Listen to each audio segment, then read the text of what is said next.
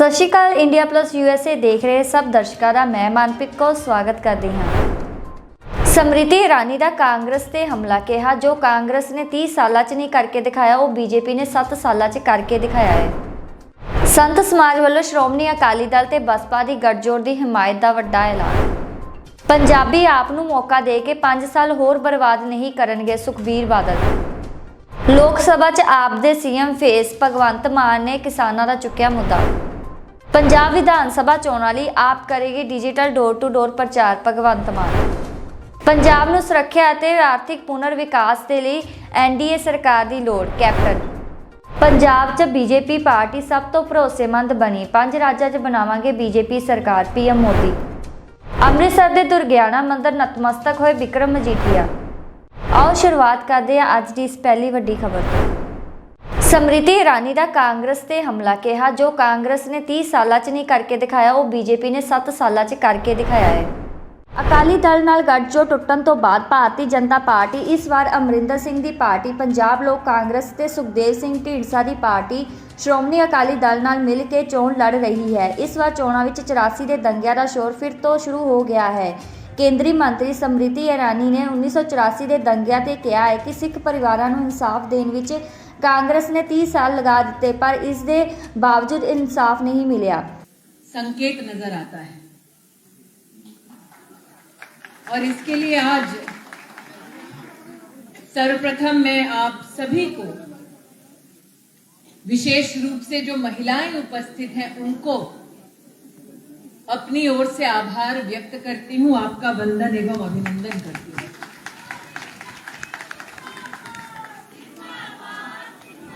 जिंदाबाद के जो नारे एक बहन लगा रही है उस नारे में उस बहन का विश्वास झलकता है। विश्वास इस बात का कि अगर राष्ट्र हित में विकास के कोई काम करेगा, अगर समाज हित में समुदायों को एकजुट कर विकास के नए इतिहास को ये रचेगा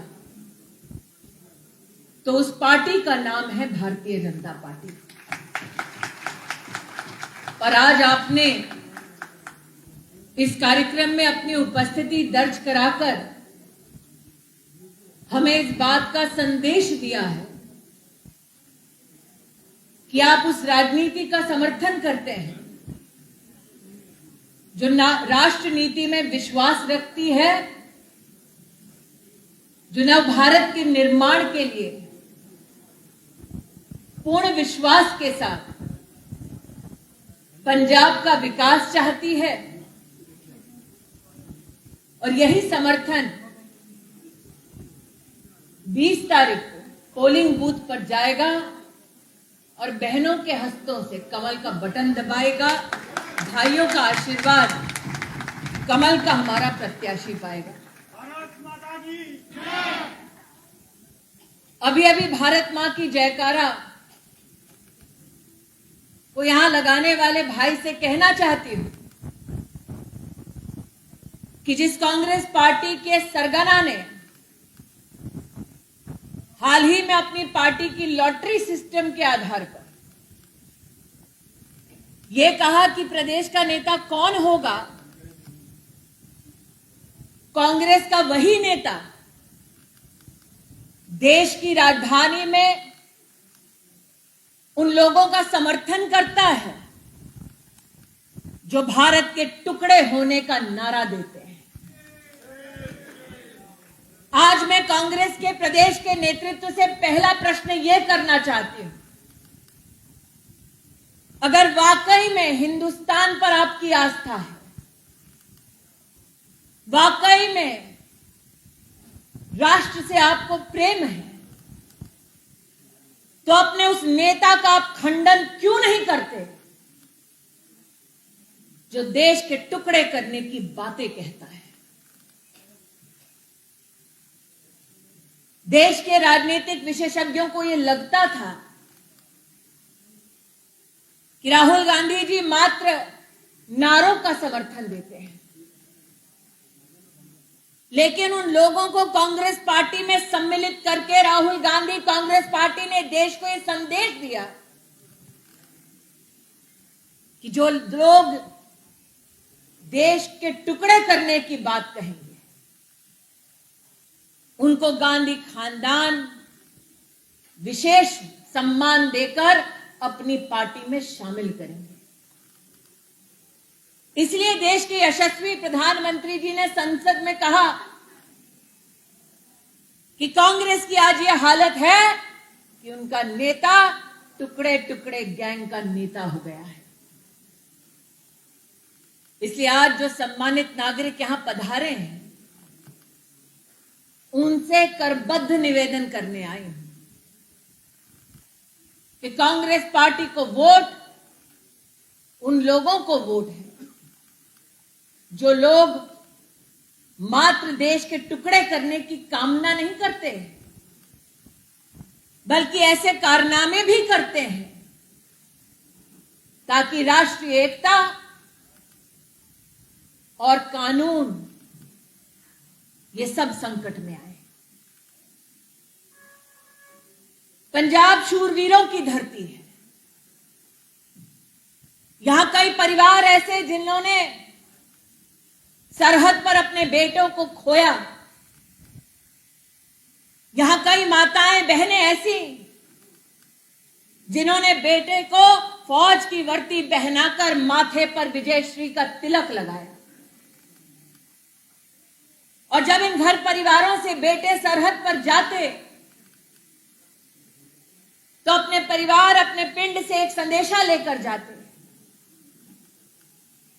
कि दुश्मन जब आंख दिखाए तो मां भारती के संरक्षण में प्राणों को न्यौछावर करने से पहले एक सेकंड तक मत सोचना। पंजाब की यह खासियत है। आज कांग्रेस पार्टी को दूसरा सवाल यह पूछती कि एक तरफ आपका राष्ट्रीय नेतृत्व देश के टुकड़े करने की बातों का समर्थन करता है, टुकड़े टुकड़े गैंग के मेंबरान को अपनी पार्टी में सम्मिलित करता है, और दूसरी ओर आप प्रदेश में एक ऐसे व्यक्ति को अपनी पार्टी की कमान थमाते हैं जो जाकर दुश्मन फौज को गले लगाता है। यह प्रश्न उठता है कि वो नेता जो दुश्मन की फौज के सिपह सालार को जाकर गला लगाता है, पंजाब में कांग्रेस पार्टी को मात्र वही मिला था अध्यक्ष बनाने के लिए। लेकिन प्रभु की लीला देखिए, जिसने अपनी राजनीति के लिए दुश्मन फौज के सरगना को गले लगा लिया। प्रभु की लीला देखिए, उनके नेता बनने के सपने को उन्हीं के नेताओं ने चकनाचूर कर दिया। ये एक अनोखा खेल खेला कांग्रेस पार्टी ने देश की लोकतंत्र में।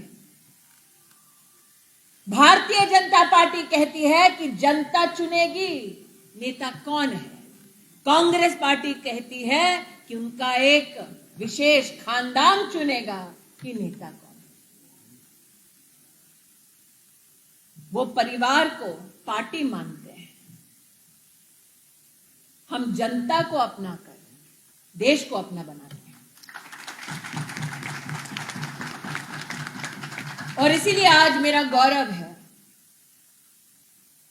कि मेरे पार्टी के कर्मठ कार्यकर्ताओं ने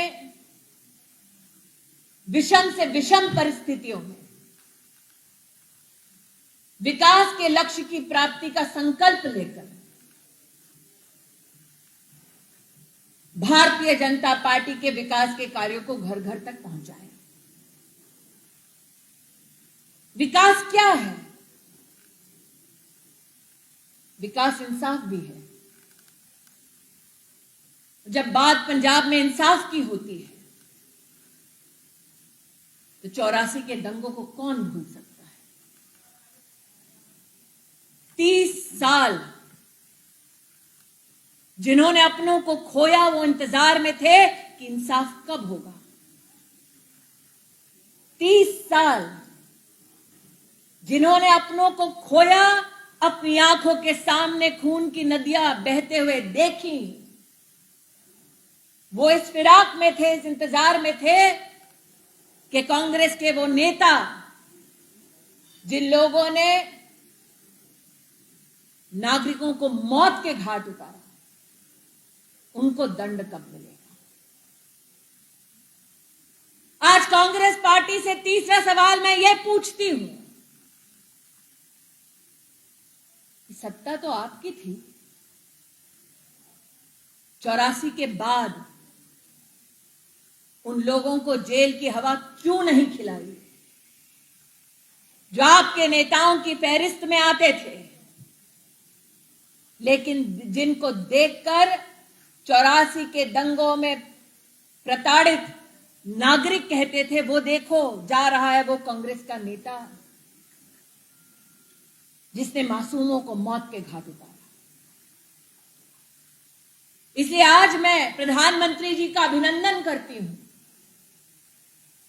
30 साल जो इंसाफ कांग्रेस पार्टी ना दिला पाई, वो इंसाफ भारतीय जनता पार्टी ने 84 के दंगों के विक्टिम्स को दिलाया।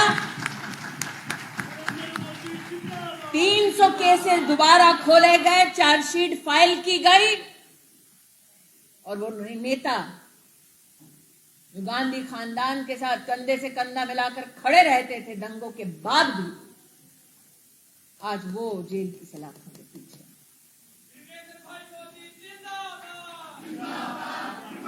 विकास क्या है? विकास न्याय है। एक तरफ जितने परिवार,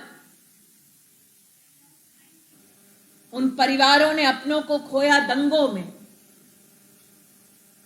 उस एक एक परिवार को 5 लाख रुपए का कॉम्पनसेशन देने का काम कांग्रेस ने नहीं किया, भारतीय जनता पार्टी। भारतीय जनता पार्टी। और जिन्होंने इस प्रदेश को छोड़ा दंगों के बाद, जो भय के माहौल में नहीं रह पाए, ऐसे 1000 से ज्यादा परिवार जो पंजाब छोड़कर दूसरे राज्यों में चले गए, उनको भी तलाश कर उनका हक, उनका कॉम्पनसेशन दिया गया। देश की सरकार ने उनसे कहा, कांग्रेस भूल गई होगी तुम्हारे ऊपर किए गए अत्याचारों को, हम नहीं भूले और हम तुमको इंसाफ दिलाएंगे।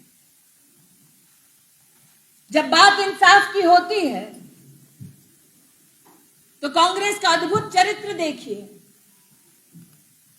नरेंद्र मोदी जी की सरकार ने संसद में एक बिल पेश किया और कहा कि अगर सिख समुदाय के लोग अफगानिस्तान, पाकिस्तान में फंसे हों, उनको हिंदुस्तान लौटना हो, तो उनकी सिटीजनशिप की व्यवस्था, उनके संरक्षण की व्यवस्था हिंदुस्तान करेगा। कांग्रेस पार्टी ने उसका भी विरोध किया। आज मैं आपसे कहना चाहती हूं कि भारतीय जनता पार्टी के कर्मठ कार्यकर्ताओं का यह गौरव है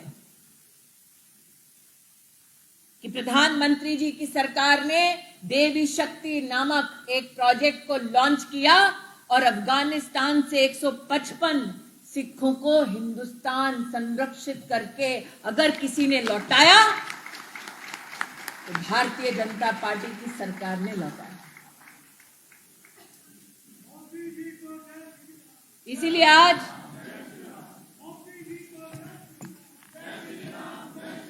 जिस राम का आप नाम ले रहे हैं, भाई साहब, जिस राम का आप नाम ले रहे हैं, राहुल गांधी की सरकार का जब यूपीए की सरकार थी, ये कहना था कि भगवान राम का कोई अस्तित्व ही नहीं है। और प्रभु की लीला अपार है। जिस गांधी खानदान ने कोर्ट में दस्तावेज दे दिया कि राम लला का कोई अस्तित्व नहीं है, आज उन्हीं की औलादे जनेऊ कोर्ट पर पहनकर मंदिर मंदिर घूम रही है।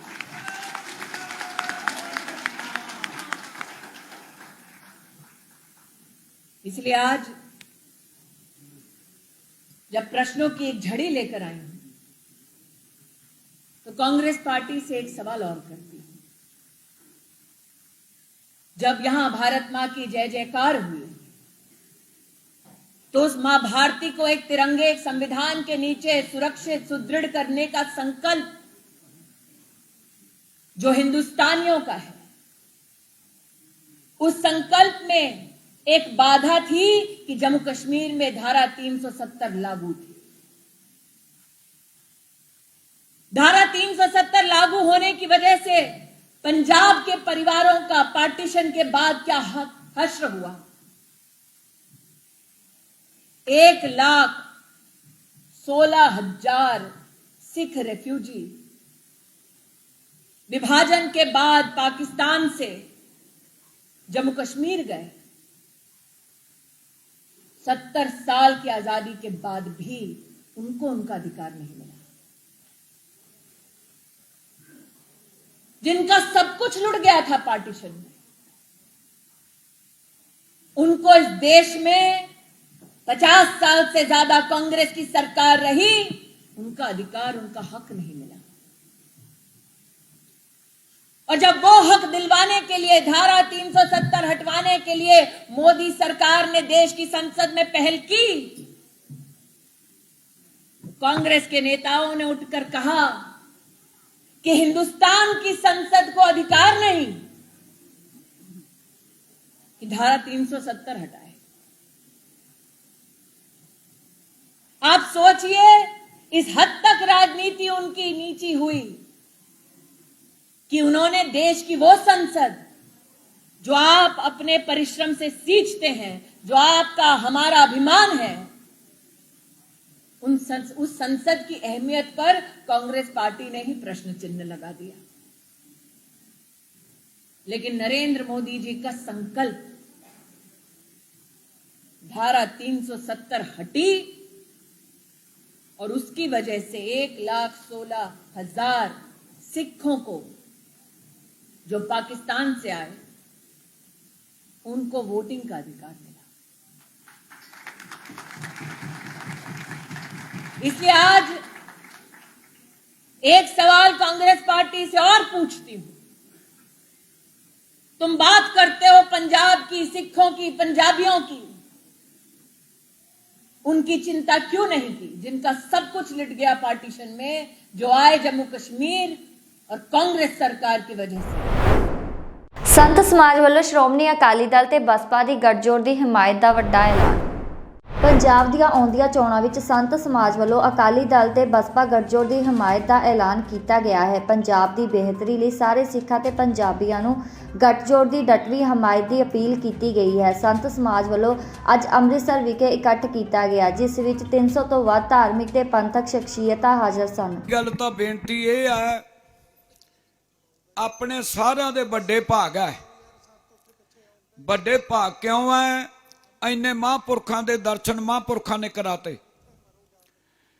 ਦੂਸਰੀ ਬੇਨਤੀ ਇਹ ਹੈ ਕਿ ਅੱਜ ਦਾ ਜਿਹੜਾ ਸੁਭਾਗਾ ਸਮਾਂ ਹੈ, ਸ਼੍ਰੀਮਾਨ ਸੰਤ ਬਾਬਾ ਹਰਨਾਮ ਸਿੰਘ ਜੀ ਖਾਲਸਾ ਪੁਰਾਤਨ ਸਮੇਂ ਦੇ ਵਿੱਚ ਜੇ ਕੋਈ ਸਮਾਂ ਬਣ ਜਾਣਾ ਤੇ ਜਾ ਕੇ ਕਹਿਣਾ ਵੀ ਇਉਂ ਕਰੋ, ਟਕਸਾਲ ਕੋਲੇ ਜਾ ਕੇ ਬੇਨਤੀ ਕਰੋ।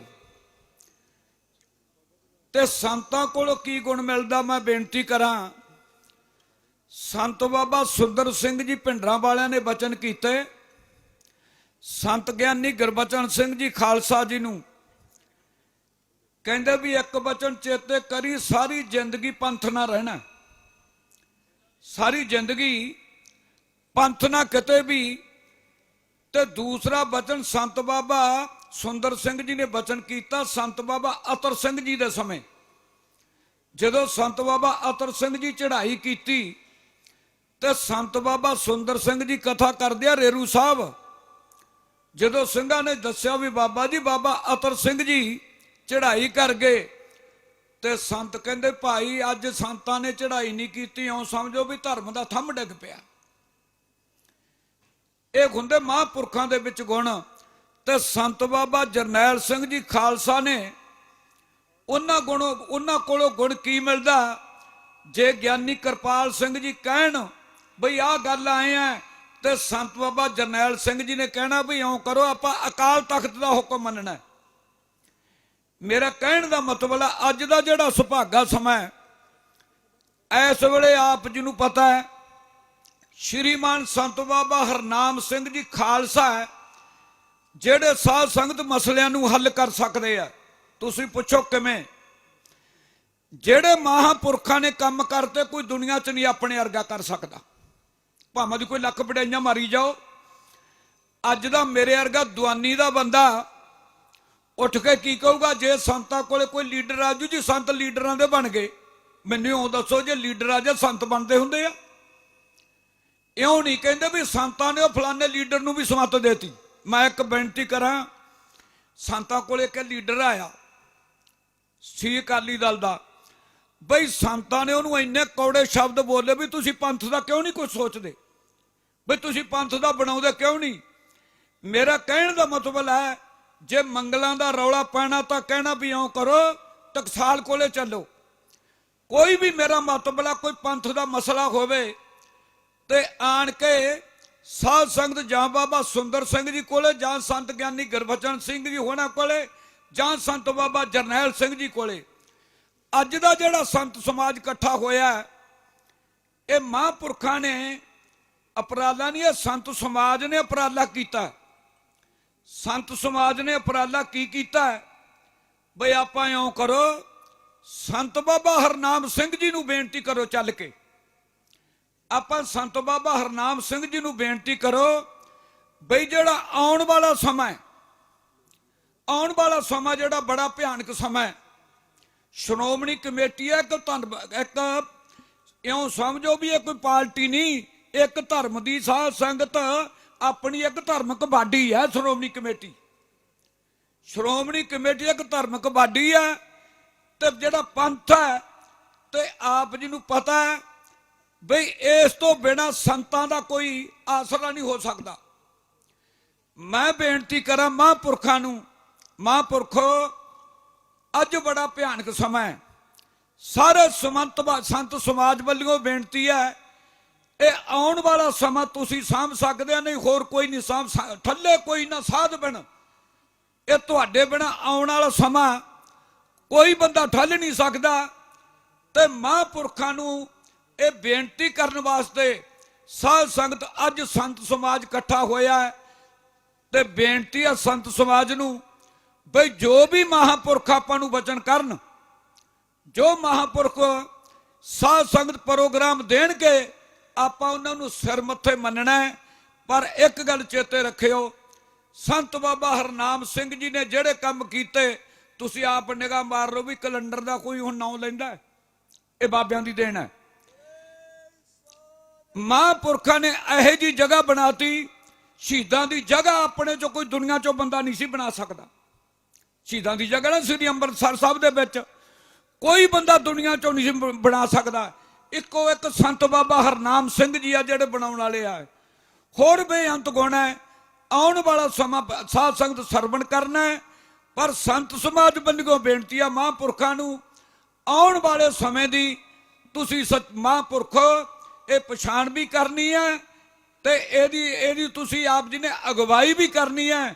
ਜਿੰਨਾ ਸੰਤ ਸਮਾਜ ਹੈ ਤੁਹਾਡੇ ਨਾਲ ਹੈ। ਲੋਕ ਸੁਖੀਏ ਪਰਲੋਕ ਸਹਿਲੇ, ਨਾਨਕ ਹਰ ਪ੍ਰਭ ਆਪੇ ਮੇਲੇ। ਵਾਹਿਗੁਰੂ ਜੀ ਕਾ ਖਾਲਸਾ, ਵਾਹਿਗੁਰੂ ਜੀ ਕੀ ਫਤਿਹ। ਗੁਰੂ ਰੂਪ ਗੁਰੂ ਚਰਨਾਂ ਗੁਰਦੁਆਰਾ ਸਮਸਤਪੁਰ ਵਿਖੇ ਸੰਤ ਬਾਬਾ ਹਰਨਾਮ ਸਿੰਘ ਜੀ ਖਾਲਸਾ ਮਹਿਤਾ ਭਿੰਡਰਾਂ ਵਾਲੇ ਪ੍ਰਧਾਨ ਸੰਤ ਸਮਾਜ, ਜਿਨ੍ਹਾਂ ਵੱਲੋਂ ਸਮੁੱਚੇ ਸੰਤ ਸਮਾਜ ਨੂੰ ਔਰ ਸਮੁੱਚੇ ਸੰਤ ਸਮਾਜ ਨੇ ਵੀ ਬਾਬਾ ਜੀ ਨੂੰ ਬੇਨਤੀਆਂ ਕੀਤੀਆਂ। ਸਾਡੀਆਂ ਬੇਨਤੀਆਂ ਪ੍ਰਵਾਨ ਕਰਦੇ ਹੋਏ ਮਹਾਂਪੁਰਖਾਂ ਨੇ ਅੱਜ ਬਹੁਤ ਵੱਡਾ ਸੰਤ ਸਮਾਜ ਦਾ ਇਕੱਠ, ਜਿਸ ਏਜੰਡੇ ਨੂੰ ਲੈ ਕੇ ਜੋ ਭਾਵਨਾ ਉਹਨਾਂ ਦੇ ਮਨ ਅੰਦਰ ਹੈ, ਸਮੁੱਚਾ ਸੰਤ ਸਮਾਜ ਉਦਾਸੀਨ ਸੰਪਰਦਾ ਔਰ ਨਿਰਮਲ ਭੇਖ ਨਿਹੰਗ ਜਥੇਬੰਦੀਆਂ, ਸਮੁੱਚੀਆਂ ਸੰਤ ਸੰਪਰਦਾਵਾਂ, ਦਾਸ ਸੰਪਰਦਾ ਹਰਖੋਵਾਲ ਵੱਲੋਂ ਜੋ ਬਾਬਾ ਜੀ ਨੇ ਸੰਪਰਦਾ ਹਰਖੋਵਾਲ ਨੂੰ ਸੰਤ ਸਮਾਜ ਦੇ ਮੁੱਖ ਬੁਲਾਰੇ ਬਣਾ ਕੇ ਨਿਵਾਜਿਆ ਹੈ, ਧੰਨਵਾਦ ਹੈ। ਸੋ ਮੈਂ ਆਪ ਜੀਆਂ ਦੇ ਚਰਨਾਂ ਵਿੱਚ ਬੇਨਤੀ ਕਰਦਾ ਹਾਂ ਕਿ ਅੱਜ ਆਪਾਂ ਸੰਤ ਬਾਬਾ ਹਰਨਾਮ ਸਿੰਘ ਜੀ ਖਾਲਸਾ ਮਹਿਤਾ ਭਿੰਡਰਾਂ ਵਾਲੇ, ਜਿਨ੍ਹਾਂ ਦੀਆਂ ਪ੍ਰਾਪਤੀਆਂ ਹੁਣੇ ਮਹਾਂਪੁਰਖ ਦੱਸ ਕੇ ਗਏ, ਜੇ ਆਪਾਂ ਸਾਰੇ ਇਸੇ ਤਰ੍ਹਾਂ ਹੀ ਦੱਸਾਂਗੇ ਸਮਾਂ ਬਹੁਤ ਲੱਗੇਗਾ।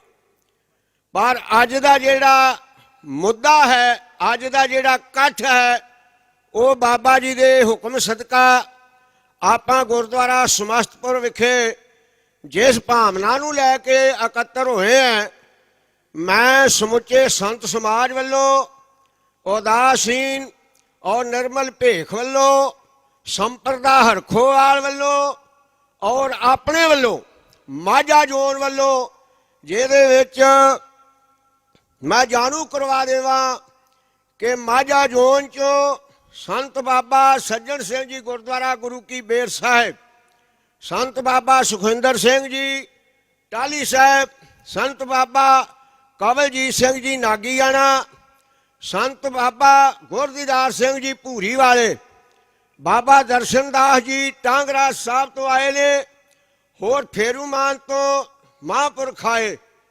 ਵਿਸ਼ੇਸ਼ ਬਾਬਾ ਜੀ ਉਦਾਸੀਨ ਵੱਡਾ ਖਾੜਾ ਸੰਤ ਬਾਬਾ ਪਰਮਾਨੰਦ ਜੀ ਜੰਡਿਆਲਾ ਗੁਰੂ, ਜਿਨ੍ਹਾਂ ਦੀ ਬਹੁਤ ਵੱਡੀ ਦੇਣ ਹੈ, ਇਲਾਕੇ ਨੂੰ ਬਹੁਤ ਵੱਡਾ ਸਥਾਨ ਹੈ। ਆਪ ਜੀ ਦੇ ਨਾਲ ਮੋਢਾ ਜੋੜ ਕੇ ਜਿੱਥੇ ਸਮੁੱਚਾ ਸੰਤ ਸਮਾਜ ਇਕੱਠਾ ਹੈ, ਉੱਥੇ ਮਾਝੇ ਜ਼ੋਨ ਦਾ ਸੰਤ ਸਮਾਜ ਆਪ ਜੀ ਦੇ ਹੁਕਮ ਵਿੱਚ ਜਿੱਥੇ ਖੜਾ ਕਰੋਗੇ, ਜਿੱਥੇ ਹੁਕਮ ਲਾਓਗੇ, ਚਟਾਨ ਵਾਂਗ ਆਪ ਜੀ ਦੇ ਨਾਲ ਖੜੇ ਹਾਂ। ਵਾਹਿਗੁਰੂ ਜੀ ਕਾ ਖਾਲਸਾ, ਵਾਹਿਗੁਰੂ ਜੀ ਕੀ ਫਤਿਹ। ਸਾਡੇ ਬਹੁਤ ਹੀ ਸਤਿਕਾਰਯੋਗ ਸਾਰੇ ਹੀ ਸੰਤ ਸਮਾਜ ਦੇ ਬਹੁਤ ਹੀ ਸਤਿਕਾਰਯੋਗ ਪ੍ਰਧਾਨ ਦਮਦਮੀ ਟਕਸਾਲ ਦੇ ਮੁਖੀ ਸੰਤ ਬਾਬਾ ਹਰਨਾਮ ਸਿੰਘ ਜੀ ਖਾਲਸਾ ਭਿੰਡਰਾਂ ਵਾਲੇ, ਸਮੁੱਚੇ ਹੀ ਸੰਤ ਮਹਾਂਪੁਰਖ, ਵੱਡੀਆਂ ਕਮਾਈਆਂ ਵਾਲੇ, ਜੀਵਨ ਵਾਲੇ, ਇੱਕ ਤੋਂ ਇੱਕ ਚੜ੍ਹਾਉਂਦੀਆਂ, ਸਾਰਿਆਂ ਨੂੰ ਗੁਰੂ ਫਤਿਹ ਪ੍ਰਵਾਨ ਹੋਵੇ ਜੀ। ਵਾਹਿਗੁਰੂ ਜੀ ਕਾ ਖਾਲਸਾ, ਵਾਹਿਗੁਰੂ ਜੀ ਕੀ ਫਤਿਹ। ਮੈਥੋਂ ਪਹਿਲਾਂ ਸਾਰੇ ਮਹਾਂਪੁਰਖਾਂ ਨੇ ਜਿਵੇਂ ਪੰਜਾਬੀ ਆਪ ਨੂੰ ਮੌਕਾ ਦੇ ਕੇ 5 ਸਾਲ ਹੋਰ ਬਰਬਾਦ ਨਹੀਂ ਕਰਨਗੇ, ਸੁਖਬੀਰ ਬਾਦਲ। ਸ਼੍ਰੋਮਣੀ ਅਕਾਲੀ ਦਲ ਦੇ ਪ੍ਰਧਾਨ ਸੁਖਬੀਰ ਸਿੰਘ ਬਾਦਲ ਨੇ ਅੱਜ ਕਿਹਾ ਹੈ ਕਿ ਆਮ ਆਦਮੀ ਪਾਰਟੀ ਦੇ ਕਨਵੀਨਰ ਅਰਵਿੰਦ ਕੇਜਰੀਵਾਲ ਪਿਛਲੇ 5 ਸਾਲਾਂ 'ਚ ਕਦੇ ਵੀ ਪੰਜਾਬ ਨਹੀਂ ਆਏ ਤੇ ਉਹਨਾਂ ਨੂੰ ਪੰਜਾਬੀਆਂ ਤੋਂ ਇੱਕ ਮੌਕਾ ਮੰਗਣ ਦਾ ਕੋਈ ਹੱਕ ਨਹੀਂ ਹੈ। ਅਕਾਲੀ ਦਲ ਦੇ ਪ੍ਰਧਾਨ ਇੱਥੇ ਪਾਰਟੀ ਦੇ ਉਮੀਦਵਾਰ ਰਾਜਕੁਮਾਰ ਗੁਪਤਾ ਦੇ ਹੱਕ 'ਚ ਇੱਕ ਜਨਤਕ ਇਕੱਠ ਨੂੰ ਸੰਬੋਧਨ ਕਰ ਰਹੇ ਸਨ। ਧਾਰ ਬਲਾਕ ਦੇ ਕੋਨੇ ਤੋਂ ਆਏ ਪਤਵੰਤੇ ਸੱਜਣੋ, ਫਤਿਹ ਅਰਜ਼ ਕਰਦਾ। ਵਾਹਿਗੁਰੂ ਜੀ ਕਾ ਖਾਲਸਾ, ਵਾਹਿਗੁਰੂ ਜੀ ਕੀ ਫਤਿਹ। ਜੈ ਸ਼੍ਰੀ ਰਾਮ।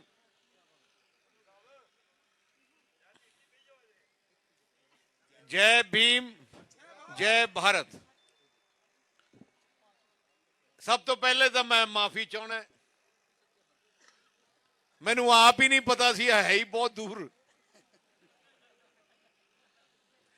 ਤੇ ਕਿਉਂਕਿ ਅਖੀਰਲੇ 7-8 ਦਿਨ ਰਹਿ ਗਏ, ਪ੍ਰੋਗਰਾਮ ਬੜੇ ਸੀ, ਸਾਨੂੰ ਉਮੀਦ ਨਹੀਂ ਸੀ ਇੱਥੇ ਆਉਂਦੇ 2.5-3 ਘੰਟੇ ਲੱਗ ਜਾਣਗੇ। ਸੋ ਤੁਸੀਂ ਬਹੁਤ ਦੇਰ ਦੇ ਇੱਥੇ ਉਡੀਕ ਰਹੇ ਹੋ, ਮੈਂ ਤੁਹਾਡਾ ਦਿਲ ਦੀ ਗਹਿਰਾਈ ਤੋਂ ਧੰਨਵਾਦ ਕਰਨਾ ਚਾਹੁੰਦਾ। ਮੈਂ ਰਾਜਕੁਮਾਰ ਗੁਪਤਾ ਜੀ, ਬਿੱਟੂ ਪ੍ਰਧਾਨ ਜੀ ਨੂੰ ਮੈਂ ਵਧਾਈ ਦੇਣਾ ਚਾਹੁੰਦਾ ਤੇ ਧੰਨਵਾਦ ਕਰਨਾ ਚਾਹੁੰਦਾ ਕਿ ਮੈਨੂੰ ਮੌਕਾ ਦਿੱਤਾ ਇਲਾਕਾ ਦੇਖਣ ਦਾ। ਮੈਂ ਇੱਥੇ ਤਾਂ ਨਹੀਂ ਆਇਆ, ਪਰ ਠੀਨ ਡੈਮ ਆਉਂਦਾ ਰਿਹਾ ਤੇ ਮੈਂ ਰਾਜਕੁਮਾਰ ਗੁਪਤਾ ਜੀ ਨੂੰ ਮੈਂ ਦੱਸ ਰਿਹਾ ਸੀ ਕਿ ਮੇਰਾ ਇੱਕ ਬਹੁਤ ਵੱਡਾ ਪਲਾਨ ਹੈ, ਠੀਨ ਡੈਮ ਨੂੰ ਵੱਡਾ ਟੂਰਿਸਟ ਡੈਸਟੀਨੇਸ਼ਨ ਬਣਾਉਣਾ। ਮੈਂ ਕੀ ਪਿਛਲੀ ਸਰਕਾਰ ਦੇ ਦੌਰਾਨ ਮੈਂ ਸਾਰੀ ਜ਼ਮੀਨ ਇਕੱਠੀ ਵੀ ਕਰ ਲਈ ਸੀ ਸਰਕਾਰ ਤਰਫੋਂ, ਬਹੁਤ ਵੱਡੇ ਪੱਧਰ ਤੇ ਪਲੈਨਿੰਗ ਸ਼ੁਰੂ ਹੋ ਗਈ ਸੀ, ਪਰ ਇਲੈਕਸ਼ਨ ਆ ਗਏ, ਕਾਂਗਰਸ ਸਰਕਾਰ ਆ ਗਈ ਤੇ ਉਹਨਾਂ ਨੇ ਕੁਝ ਨਹੀਂ ਕੀਤਾ। ਤੁਸੀਂ ਹਲੇ ਸੋਚ ਨਹੀਂ ਸਕਦੇ ਕਿ ਕਿੰਨਾ ਵੱਡਾ ਇੱਥੇ ਚੇਂਜ ਆਉਣ ਲੱਗੂਗਾ ਜਦੋਂ ਮੇਰਾ ਪ੍ਰੋਜੈਕਟ ਸ਼ੁਰੂ ਹੋ ਗਿਆ। ਐਡਾ ਵੱਡਾ ਪ੍ਰੋਜੈਕਟ ਹੈ, ਮੈਨੂੰ ਲੱਗਦਾ ਹੈ ਇਕੱਲੇ ਥੀਨ ਡੈਮ ਦੇ ਨੇੜੇ ਤੇੜੇ 10-15 ਹਜ਼ਾਰ ਕਰੋੜ ਦੇ ਟੂਰਿਜ਼ਮ ਇਨਫਰਾਸਟ੍ਰਕਚਰ ਆ ਜਾਣਾ। ਤੇ ਜਿਹੜਾ ਆ ਕਿਹਾ ਜਾਂਦਾ ਥਰਡ ਬਲਾਕ ਬੜਾ ਪਿਛੜਿਆ, ਜਦੋਂ ਉਹ ਬਣ ਗਿਆ ਪ੍ਰੋਜੈਕਟ, ਐਂਡ ਮੈਂ ਤੁਹਾਨੂੰ ਇੰਨਾ ਜ਼ਬਾਨ ਦਿੰਦਾ, ਆ ਜਿਹੜੀ ਮੇਰੀ 7-8 ਚੀਜ਼ਾਂ ਜਿਹੜੀ ਮੇਰੇ ਮਨ 'ਚ ਹੈ ਕਿ ਸਭ ਤੋਂ ਪਹਿਲੇ ਕਰਨੀ ਹੈ, ਉਹਨਾਂ ਵਿੱਚੋਂ ਇੱਕ ਆ ਹੈ। ਤੇ ਤੁਸੀਂ ਪਹਿਲੇ 3 ਸਾਲ ਦੇ ਅੰਦਰ ਅੰਦਰ ਤੁਸੀਂ ਦੇਖੋਗੇ ਆ ਸਾਰੇ ਉੱਥੇ ਡਿਵੈਲਪਮੈਂਟ ਪ੍ਰੋਜੈਕਟ ਮੁਕੰਮਲ ਕਰ ਦੇਣੇ ਆ। ਇੱਥੇ ਕਈ ਵੱਡੇ ਹੋਟਲ ਆਉਣੇ ਆ, ਇੱਥੇ ਐਂਟਰਟੇਨਮੈਂਟ ਪਾਰਕ ਬਣਨਾ ਜਿਵੇਂ ਡਿਜ਼ਨੀਲੈਂਡ ਵਾਂਗੂ। ਤੇ ਮੈਨੂੰ ਪੂਰਾ ਯਕੀਨ ਹੈ ਕਿ ਆਪਣੇ ਬੱਚਿਆਂ ਨੂੰ ਕਿਤੇ ਬਾਹਰ ਜਾਣ ਦੀ ਲੋੜ ਨਹੀਂ ਪੈਣੀ। ਨਾਲੇ ਮੈਂ ਉਹਨਾਂ ਪ੍ਰੋਜੈਕਟ ਦੇ ਵਿੱਚ ਕੰਡੀਸ਼ਨ ਲਾ ਲਾਂਗੇ ਕਿ ਤੁਹਾਰ ਬਲਾਕ ਦੇ ਇਲਾਕੇ ਬੱਚਿਆਂ ਨੂੰ ਪਹਿਲੇ ਹੀ ਨੌਕਰੀ ਇੱਥੇ ਦਿੱਤੀ ਜਾਏ। ਸ਼੍ਰੋਮਣੀ ਅਕਾਲੀ ਦਲ ਜਿੰਦਾਬਾਦ, ਸਰਦਾਰ ਸੁਖਬੀਰ ਸਿੰਘ ਜੀ ਬਾਦਲ ਜਿੰਦਾਬਾਦ। ਦੇਖੋ, ਥੀਨ ਡੈਮ ਬਣਾਇਆ ਸਰਦਾਰ ਪ੍ਰਕਾਸ਼ ਸਿੰਘ ਬਾਦਲ ਨੇ, ਇਸ ਇਲਾਕੇ ਵਾਲੇ ਜਾਣਦੇ ਆ, ਉਹਨਾਂ ਨੇ ਸ਼ੁਰੂ ਕੀਤਾ। ਜਦੋਂ ਸਰਕਾਰ ਚਲੀ ਗਈ 10 ਸਾਲ ਕੰਮ ਬੰਦ ਰਿਹਾ, ਜਦੋਂ ਵਾਪਸ ਸਰਕਾਰ ਆਈ ਤੇ ਫਿਰ ਤੋਂ ਚਾਲੂ ਕਰਕੇ ਮੁਕੰਮਲ ਕੀਤਾ, ਜਿਹਦੇ ਨਾਲ ਆ ਇਲਾਕੇ ਦੀ ਡਿਵੈਲਪਮੈਂਟ ਹੋਈ। ਮੈਂ ਤੁਹਾਨੂੰ ਬੇਨਤੀ ਕਰਨ ਵਾਸਤੇ ਆਇਆ, 4 ਪਾਰਟੀਆਂ ਇਸ ਮੈਦਾਨ 'ਚ, ਇਹਨਾਂ 4ਾਂ 'ਚੋਂ ਕੱਲੀ ਇੱਕ ਪੰਜਾਬ ਦੀ ਹੈ, ਸ਼੍ਰੋਮਣੀ ਅਕਾਲੀ ਦਲ। ਅਸੀਂ ਜਿਉਣਾ ਮਰਨਾ ਪੰਜਾਬ ਵਾਸਤੇ ਹੈ, ਸੋਚਣਾ ਪੰਜਾਬ ਵਾਸਤੇ ਹੈ, ਪੰਜਾਬ ਦੇ ਨੌਜਵਾਨ ਵਾਸਤੇ ਹੈ। ਤੇ ਦੂਜੀਆਂ ਪਾਰਟੀਆਂ ਭਾਵੇਂ ਕਾਂਗਰਸ ਹੈ, ਭਾਵੇਂ ਆਮ ਆਦਮੀ ਪਾਰਟੀ ਹੈ, ਭਾਵੇਂ ਬੀਜੇਪੀ ਹੈ, ਇਹਨਾਂ ਨੂੰ ਦਿੱਲੀੋਂ ਹੁਕਮ ਆਉਂਦੇ ਹੈ। ਉਹ ਜਿਹੜੇ ਹੁਕਮ ਉਹ ਫੈਸਲਾ ਕਰਦੇ ਕੀ ਕਰਨਾ ਹੈ, ਇਹਨਾਂ ਦੇ ਮੰਤਰੀ, ਇਹਨਾਂ ਦੇ ਲੀਡਰ ਫੈਸਲਾ ਨਹੀਂ ਕਰ ਸਕਦੇ। ਇੱਥੇ ਅਸੀਂ ਆਪ ਕਰਨਾ, ਤੁਹਾਡੇ ਵਿੱਚ ਬਹਿ ਕੇ ਕਰਨਾ। ਜੋ ਕੁਝ ਵੀ ਪੰਜਾਬ 'ਚ ਬਣਿਆ ਉਦੋਂ ਹੀ ਬਣਿਆ ਜਦੋਂ ਸਰਦਾਰ ਪ੍ਰਕਾਸ਼ ਸਿੰਘ ਬਾਦਲ ਚੀਫ ਮਿਨਿਸਟਰ। ਜਿੰਨੇ ਥਰਮਲ ਪਲਾਂਟ ਪੰਜਾਬ ਦੇ ਆ, ਬਿਜਲੀ ਜਿੱਥੋਂ ਆਉਂਦੀ ਹੈ, ਸਾਰੇ ਹੀ ਬਾਦਲ ਸਾਹਿਬ ਨੇ ਬਣਾਏ ਪੰਜਾਬ 'ਚ। ਇੱਕ ਵੀ ਨਿਸ਼ਾਨੀ ਕਾਂਗਰਸ ਦੀ ਨਹੀਂ ਹੈ। ਭਾਖੜਾ ਡੈਮ ਤੋਂ ਬਗੈਰ ਸਾਰੇ ਡੈਮ ਬਾਦਲ ਸਾਹਿਬ ਨੇ ਬਣਾਏ ਆ। ਆ ਵੱਡੀਆਂ ਸੜਕਾਂ 4 ਤੇ 6 ਲੇਨ ਦੀਆਂ ਸੜਕਾਂ ਬਾਦਲ ਸਾਹਿਬ ਨੇ ਬਣਾਈਆਂ। ਜਿਨੇ ਆ ਗਰੀਬ ਨੂੰ ਸਹੂਲਤ ਹੈ, ਆਟਾ ਦਾਲ ਦੀ ਸਕੀਮ ਨੀਲੇ ਕਾਰਡ ਵਾਲੀ ਬਾਦਲ ਸਾਹਿਬ ਨੇ ਸ਼ੁਰੂ ਕੀਤੀ, ਸ਼ਗਨ ਦੀ ਸਕੀਮ ਬਾਦਲ ਸਾਹਿਬ ਨੇ ਸ਼ੁਰੂ ਕੀਤੀ, ਪੈਨਸ਼ਨ ਦੀ ਸਕੀਮ ਬਾਦਲ ਸਾਹਿਬ ਨੇ ਸ਼ੁਰੂ ਕੀਤੀ। ਐਸੀ ਬੱਚਿਆਂ ਦੇ ਘਰਾਂ ਵਿੱਚ 200 ਯੂਨਿਟ ਬਿਜਲੀ ਦੇ ਮਾਫ ਕਰਨੇ ਬਾਦਲ ਸਾਹਿਬ ਨੇ ਸ਼ੁਰੂ ਕੀਤੇ। ਐਸੀ ਬੱਚਿਆਂ ਨੂੰ ਮੁਫਤ ਪੜਾਉਣਾ, ਸਕਾਲਰਸ਼ਿਪ ਸਕੀਮ ਬਾਦਲ ਸਾਹਿਬ ਨੇ ਸ਼ੁਰੂ ਕੀਤੀ। ਪਰ ਦੁੱਖ ਹੈ ਕਿ ਕਾਂਗਰਸ ਨੇ ਬੰਦ ਕਰ ਦਿੱਤੀ ਹੈ। 4 ਸਾਲ ਬੰਦ ਰਹੀ ਹੈ, ਬੱਚੇ ਵੱਜ ਰਹੇ। ਹੁਣ ਸਾਡੇ ਕੋਲ ਮੇਰੇ 13 ਨੁਕਾਤੀ ਪ੍ਰੋਗਰਾਮ ਹੈ, ਜਿਹੜਾ ਬਿੱਟੂ ਪ੍ਰਧਾਨ ਜੀ ਨੇ ਦੱਸਿਆ, ਪਰ 4-5 ਮਤ ਚੀਜ਼ਾਂ ਦੱਸ ਦੇਣਾ। ਇੱਕ ਤਾਂ ਜਿਹੜੇ ਨੀਲੇ ਕਾਰਡ ਕੱਟੇ ਗਏ ਆ, ਪਹਿਲੇ ਮਹੀਨੇ 'ਚ ਹੀ ਬਣਾਏ ਜਾਣਗੇ ਤੁਹਾਡੇ ਸਾਰਿਆਂ ਦੇ ਨਵੇਂ ਨੀਲੇ ਕਾਰਡ ਜਿਹੜੇ ਪਰਿਵਾਰਾਂ ਦੇ ਬਣ ਜਾਣਗੇ। ਉਹਨਾਂ ਔਰਤਾਂ ਨੂੰ, ਘਰ ਦੀ ਔਰਤ ਜੇ ਘਰ ਚਲਾ ਰਹੀ ਹੈ, 2000 ਰੁਪਇਆ ਮਹੀਨਾ ਪਹਿਲੇ ਹੀ ਮਹੀਨੇ ਤੋਂ ਦਿੱਤਾ ਜਾਊਗਾ। ਆ ਬਹੁਤ ਵੱਡੀ ਸਕੀਮ ਹੈ। ਦੂਜੀ ਗੱਲ, ਸਾਰਿਆਂ ਦਾ ਸਿਹਤ ਦਾ ਬੀਮਾ ਕੀਤਾ ਜਾਊਗਾ। ਜਿਵੇਂ ਪਿਛਲੀ ਵਾਰ ਭਾਈ ਕਨਈਆ ਸਕੀਮ ਲਿਆਂਦੀ, ਕਾਫੀ ਕਾਮਯਾਬ ਸੀ। 2 ਲੱਖ ਰੁਪਏ ਤੱਕ ਦਾ ਇਲਾਜ ਤੁਸੀਂ ਕਿਤੇ ਮਰਜ਼ੀ ਕਰਾ ਸਕਦੇ ਸੀ। ਪਰ ਐਕਤੀ ਅਸੀਂ ਉਹ ਸਕੀਮ ਨੂੰ ਫਿਰ ਤੋਂ ਲਾਗੂ ਕਰਾਂਗੇ, ਕਿਉਂਕਿ ਕਾਂਗਰਸ ਨੇ ਬੰਦ ਕਰਤੀ। ਤੇ 10 ਲੱਖ ਰੁਪਏ ਤੱਕ ਦਾ ਇਲਾਜ ਹੁਣ ਤੁਸੀਂ ਕਿਤੇ ਮਰਜ਼ੀ ਕਰਾ ਸਕੋਗੇ। ਪੜ੍ਹਾਈ ਦੇ ਖੇਤਰ ਵਿੱਚ ਮੇਰਾ ਪੂਰਾ ਜ਼ੋਰ ਲੱਗਣਾ ਹੈ ਤੇ ਮੈਂ ਲਾਉਣਾ ਹੈ। ਤਕਰੀਬਨ 12,000 ਕਰੋੜ ਰੁਪਇਆ ਮੈਂ ਅਗਲੇ 5 ਸਾਲਾਂ 'ਚ ਸਰਕਾਰੀ ਸਕੂਲ ਦੀ ਪੜ੍ਹਾਈ ਠੀਕ ਕਰਨ ਤੇ ਲਾਉਣੀ ਹੈ। ਆ ਜਿਹੜੇ ਸਰਕਾਰੀ ਸਕੂਲ ਤੁਸੀਂ ਦੇਖਿਆ, ਕਿਤੇ 2 ਕਮਰੇ, ਕਿਤੇ 4 ਕਮਰੇ, ਕਿਤੇ 6 ਕਮਰੇ, 2 ਟੀਚਰ ਹੈ। ਪੰਜਾਬੀ ਦਾ ਟੀਚਰ ਮੈਥਸ ਨਹੀਂ ਪੜ੍ਹਾ ਸਕਦਾ, ਸਾਇੰਸ ਨਹੀਂ ਪੜ੍ਹਾ ਸਕਦਾ। ਇਸ ਕਰਕੇ ਅਸੀਂ ਫੈਸਲਾ ਕੀਤਾ ਹਰ 25,000 ਆਬਾਦੀ ਦੇ ਅੰਦਰ 5,000 ਬੱਚੇ ਦਾ ਵੱਡਾ ਸਕੂਲ ਬਣਾਇਆ ਜਾਊਗਾ, ਜਿੱਥੇ 100 ਟੀਚਰ ਹੋਊਗਾ ਤੇ ਮਕਾਨ ਵੀ ਉੱਥੇ ਹੋਣਗੇ। ਦੂਜੀ ਗੱਲ, ਜਿਹੜੇ ਸਰਕਾਰੀ ਸਕੂਲ ਦੇ ਬੜੇ ਬੱਚੇ ਹੈ, ਜਿੰਨੇ ਕਾਲਜ ਪੰਜਾਬ ਦੇ ਹੈ, ਕਾਨੂੰਨ ਬਣਾਇਆ ਜਾਊਗਾ ਕਿ ਉਹ 33% ਸੀਟਾਂ ਸਰਕਾਰੀ ਸਕੂਲ ਦੇ ਪੜ੍ਹੇ ਹੋਏ ਬੱਚਿਆਂ ਵਾਸਤੇ ਉਹਨਾਂ ਨੂੰ ਰੱਖਣੀਆਂ ਪੈਣੀਆਂ। ਜਦੋਂ ਸਰਕਾਰ ਆਈ ਪਹਿਲੀ ਕੈਬਨਿਟ ਦਾ ਫੈਸਲਾ ਹੋਣਾ। ਉਹ ਬੱਚਿਆਂ ਦੀ ਪੜ੍ਹਾਈ ਵੀ, ਖਰਚਾ ਪ੍ਰਾਈਵੇਟ ਕਾਲਜਾਂ 'ਚ ਵੀ ਪੰਜਾਬ ਸਰਕਾਰ ਦੇਗੀ। ਸਰਕਾਰੀ ਸਕੂਲ ਦੇ ਪੜ੍ਹੇ ਹੋਏ ਬੱਚੇ ਨੂੰ ਕਾਲਜ ਤੱਕ 1 ਰੁਪਿਆ ਦੇਣ ਦੀ ਲੋੜ ਨਹੀਂ ਪੈਣੀ। ਜਿਹੜੇ ਬਹੁਤ ਬੱਚੇ ਹੈ ਜਿਹੜਾ ਬਾਹਰ ਪੜ੍ਹਨਾ ਚਾਹੁੰਦੇ ਹੈ, ਕੋਈ ਬੱਚੇ ਦਿੱਲੀ ਐਡਮਿਸ਼ਨ ਮਿਲ ਜਾਂਦੀ ਹੈ, ਕੋਈ ਅਮਰੀਕਾ ਕੈਨੇਡਾ ਵੀ ਮਿਲ ਜਾਂਦੀ ਹੈ, ਪਰ ਬੱਚਿਆਂ ਕੋਲ ਪੈਸਾ ਨਹੀਂ। ਹੁਣ ਤੁਹਾਨੂੰ ਚਿੰਤਾ ਕਰਨ ਦੀ ਲੋੜ ਨਹੀਂ। 10 ਲੱਖ ਰੁਪਏ ਦਾ ਸਟੂਡੈਂਟ ਕਾਰਡ ਸਕੀਮ ਅਸੀਂ ਲੈ ਕੇ ਆਏ ਹਾਂ, ਜਿਹਦੇ ਰਾਹੀਂ ਤੁਸੀਂ ਕੱਲਾ ਚਿੱਠੀ ਲਿਆਉਣੀ ਹੈ ਕਾਲਜ ਦੀ ਜਿੱਥੋਂ ਐਡਮਿਸ਼ਨ ਮਿਲੀ, ਤੇ 10 ਲੱਖ ਰੁਪਏ ਸਿੱਧਾ ਕਾਲਜ ਨੂੰ ਦਿੱਤਾ ਜਾਊਗਾ। ਤੁਸੀਂ ਉੱਥੇ ਜਾ ਕੇ ਪੜ੍ਹ ਸਕਦੇ ਹੋ। ਸਰਦਾਰ ਸੁਖਬੀਰ ਸਿੰਘ ਜੀ ਬਾਦਲ ਜਿੰਦਾਬਾਦ ਜਿੰਦਾਬਾਦ ਜਿੰਦਾਬਾਦ। ਪਿਛਲੀ ਵਾਰ ਅਸੀਂ ਬਿਜਲੀ ਆਮ ਕੀਤੀ ਸੀ, ਐਕਤੀ ਸਸਤੀ ਕਰ ਰਹੇ ਹਾਂ ਸਾਰਿਆਂ ਵਾਸਤੇ, ਭਾਵੇਂ ਐਸਸੀ ਪਰਿਵਾਰ ਹੈ, ਭਾਵੇਂ ਬੈਕਵਰਡ ਕਲਾਸ ਪਰਿਵਾਰ ਹੈ, ਭਾਵੇਂ ਜਨਰਲ ਕੈਟਾਗਰੀ ਹੈ, ਸਾਰਿਆਂ ਵਾਸਤੇ ਪਹਿਲੇ 400 ਯੂਨਿਟ ਬਿਜਲੀ ਦੇ ਮਹੀਨੇ ਦੇ ਬਿੱਲ ਦੇ ਮੁਫਤ ਹੋਣਗੇ। 2 ਮਹੀਨਿਆਂ ਬਾਅਦ ਬਿੱਲ ਆਉਂਦਾ, ਇਹਦਾ ਮਤਲਬ 800 ਯੂਨਿਟ ਤੁਹਾਡੇ ਮੁਫਤ ਹੋਣਗੇ, ਜਿਹਦੇ ਨਾਲ ਬਹੁਤ ਵੱਡਾ ਤੁਹਾਨੂੰ ਸਹਾਰਾ ਮਿਲਣਾ। ਮੈਂ ਬਹੁਤ ਬੱਚੇ ਬੱਚੀਆਂ ਆਪਣਾ ਕੰਮ ਕਰਨਾ ਚਾਹੁੰਦੇ ਆ। ਕੋਈ ਬੱਚੇ ਨੇ, ਬੱਚੀ ਨੇ ਕੋਈ ਦੁਕਾਨ ਖੋਲਣੀ ਹੈ, ਕੋਈ ਲੜਕੀ ਨੇ ਬਿਊਟੀ ਪਾਰਲਰ ਦਾ ਕੰਮ ਖੋਲਣਾ ਹੈ, ਪਰ ਬੱਚਿਆਂ ਕੋਲ ਪੈਸਾ ਨਹੀਂ ਹੁੰਦਾ। ਆਪਣੇ ਪੈਰਾਂ ਤੇ ਖੜਨ ਹੋਣ ਵਾਸਤੇ ਮੈਂ ਇੱਕ ਨਵੀਂ ਸਕੀਮ ਲੈ ਕੇ ਆਇਆ ਕਿ ਪੰਜਾਬ ਕੋਆਪਰੇਟਿਵ ਬੈਂਕ ਤੋਂ 5 ਲੱਖ ਰੁਪਏ ਦਾ ਲੋਨ ਦਿੱਤਾ ਜਾਊਗਾ। ਜਿਹੜੇ ਬੱਚੀ ਨੇ ਆਪਣਾ ਕੰਮ ਕਰਨਾ ਹੈ, ਉਹਦਾ ਕੋਈ ਵਿਆਜ ਨਹੀਂ ਹੋਊਗਾ।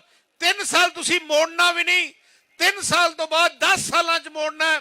ਉਹਦੇ ਨਾਲ ਘੱਟ ਤੋਂ ਘੱਟ ਆਪਣੇ ਪੈਰਾਂ ਤੇ ਬੱਚੇ ਖੜੇ ਹੋ ਸਕਣਗੇ। ਜਿਹੜੇ ਛੋਟੇ ਦੁਕਾਨਦਾਰ ਹੈ, ਆਪਣੇ ਵਪਾਰੀ ਹੈ, ਦੁਕਾਨਦਾਰ ਹੈ, ਉਹਨਾਂ ਵਾਸਤੇ 3 ਸਕੀਮਾਂ। ਇੱਕ ਤਾਂ ਉਹਨਾਂ ਦੀ ਪਰਿਵਾਰ ਦੀ ਲਾਈਫ ਇੰਸ਼ੋਰੈਂਸ ਸਕੀਮ ਹੋਊਗੀ, ਪ੍ਰੀਮੀਅਮ ਇੰਸ਼ੋਰੈਂਸ ਕੰਪਨੀ ਨੂੰ ਅਸੀਂ ਦੇਵਾਂਗੇ, ਤੇ ਜੇ ਕਿਸੇ ਵਪਾਰੀ ਦੀ ਮੌਤ ਹੋ ਜਾਂਦੀ ਹੈ 10 ਲੱਖ ਰੁਪਇਆ ਬੀਮਾ ਕੰਪਨੀ ਤੋਂ ਪਰਿਵਾਰ ਨੂੰ ਮਿਲ ਜਾਊਗਾ।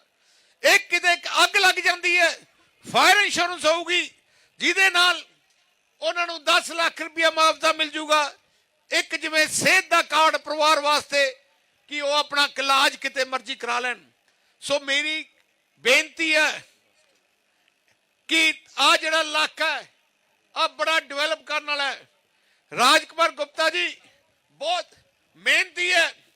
ਮੈਂ ਤੁਹਾਨੂੰ ਇੰਨਾ ਬੇਨਤੀ ਕਰਦਾ, ਮੈਂ ਪੂਰੇ ਪੰਜਾਬ 'ਚ ਹੋ ਕੇ ਆਇਆ। ਸ਼੍ਰੋਮਣੀ ਅਕਾਲੀ ਦਲ ਦਾ ਤੂਫਾਨ, ਬੀਐਸਪੀ ਦੀ ਸਰਕਾਰ ਦਾ ਆਉਣ ਵਾਲੀ ਤੂਫਾਨ ਚੱਲ ਰਿਹਾ। ਤੁਸੀਂ ਰਾਜਕੁਮਾਰ ਗੁਪਤਾ ਜੀ ਨੂੰ ਐਮਐਲਏ ਬਣਾ ਦਿਓ, ਤੁਹਾਡੇ ਹਲਕੇ ਦੇ ਮੰਤਰੀ ਬਣਾਵਾਂਗੇ ਅਸੀਂ ਉਹਨਾਂ ਨੂੰ, ਤੇ ਮੈਂ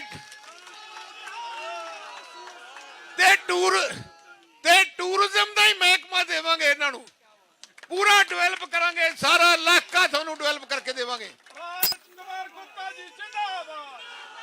ਬਹੁਤ ਮਿਹਨਤੀ ਹੈ, ਮੈਂ ਇਹਨਾਂ ਨੂੰ ਦੇਖਿਆ, ਬਹੁਤ ਮਿਹਨਤੀ ਹੈ, ਬਹੁਤ ਕਾਬਿਲ ਹੈ। ਸੋ ਜਿਹੜੀ ਇਹਨਾਂ ਦੀ ਮੰਗਾਂ, 50 ਬੈੱਡ ਦਾ ਹਸਪਤਾਲ ਹੈ, ਇੱਥੇ ਕੋਈ ਕਾਲਜ ਹੈ, ਬੱਸ ਸਟੈਂਡ ਹੈ, ਬੱਸ ਟਰਾਂਸਪੋਰਟ ਹੈ। ਜਦੋਂ ਮੰਤਰੀ ਬਣ ਗਏ ਆ ਤਾਂ ਮਿੰਟਾਂ 'ਚ ਹੀ ਆ ਜਾਣੀ ਹੈ। ਤੁਸੀਂ ਫਰਕ ਦੇਖੋਗੇ ਇੱਕ ਚੰਗੇ ਇਨਸਾਨ ਦਾ, ਇੱਕ ਮਿਹਨਤੀ ਲੀਡਰ ਦਾ। ਸੋ ਸੁਜਾਨਪੁਰ ਵਾਲਿਓ, ਤੁਸੀਂ ਬਹੁਤ ਪਿੱਛੇ ਰਹਿ ਗਏ ਹੈ। ਸਹੀ ਮੈਨੇ ਤੇ ਐਕਤੀ ਤੁਹਾਨੂੰ ਇੱਕ ਬਹੁਤ ਵਧੀਆ ਲੀਡਰ ਮਿਲਿਆ ਜਿਹਦੇ ਦਿਲੋਂ ਦਰਦ ਹੈ ਆਪਣੇ ਇਲਾਕੇ ਦੀ ਤਰੱਕੀ ਕਰਾਉਣੀ।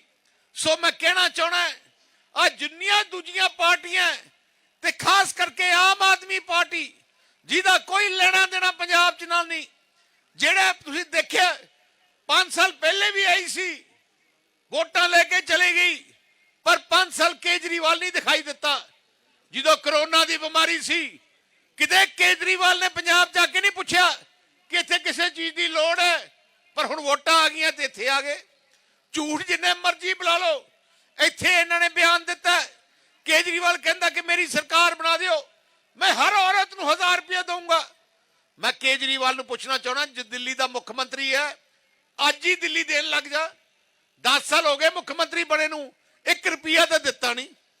ਇੱਥੇ ਆ ਕੇ ਕਹਿੰਦਾ 300 ਯੂਨਿਟ ਬਿਜਲੀ ਦੇ ਮਾਫ ਕਰੂੰਗਾ, ਦਿੱਲੀ ਕਰਦਾ ਨਹੀਂ ਜਿੱਥੋਂ ਦਾ ਮੁੱਖ ਮੰਤਰੀ ਹੈ।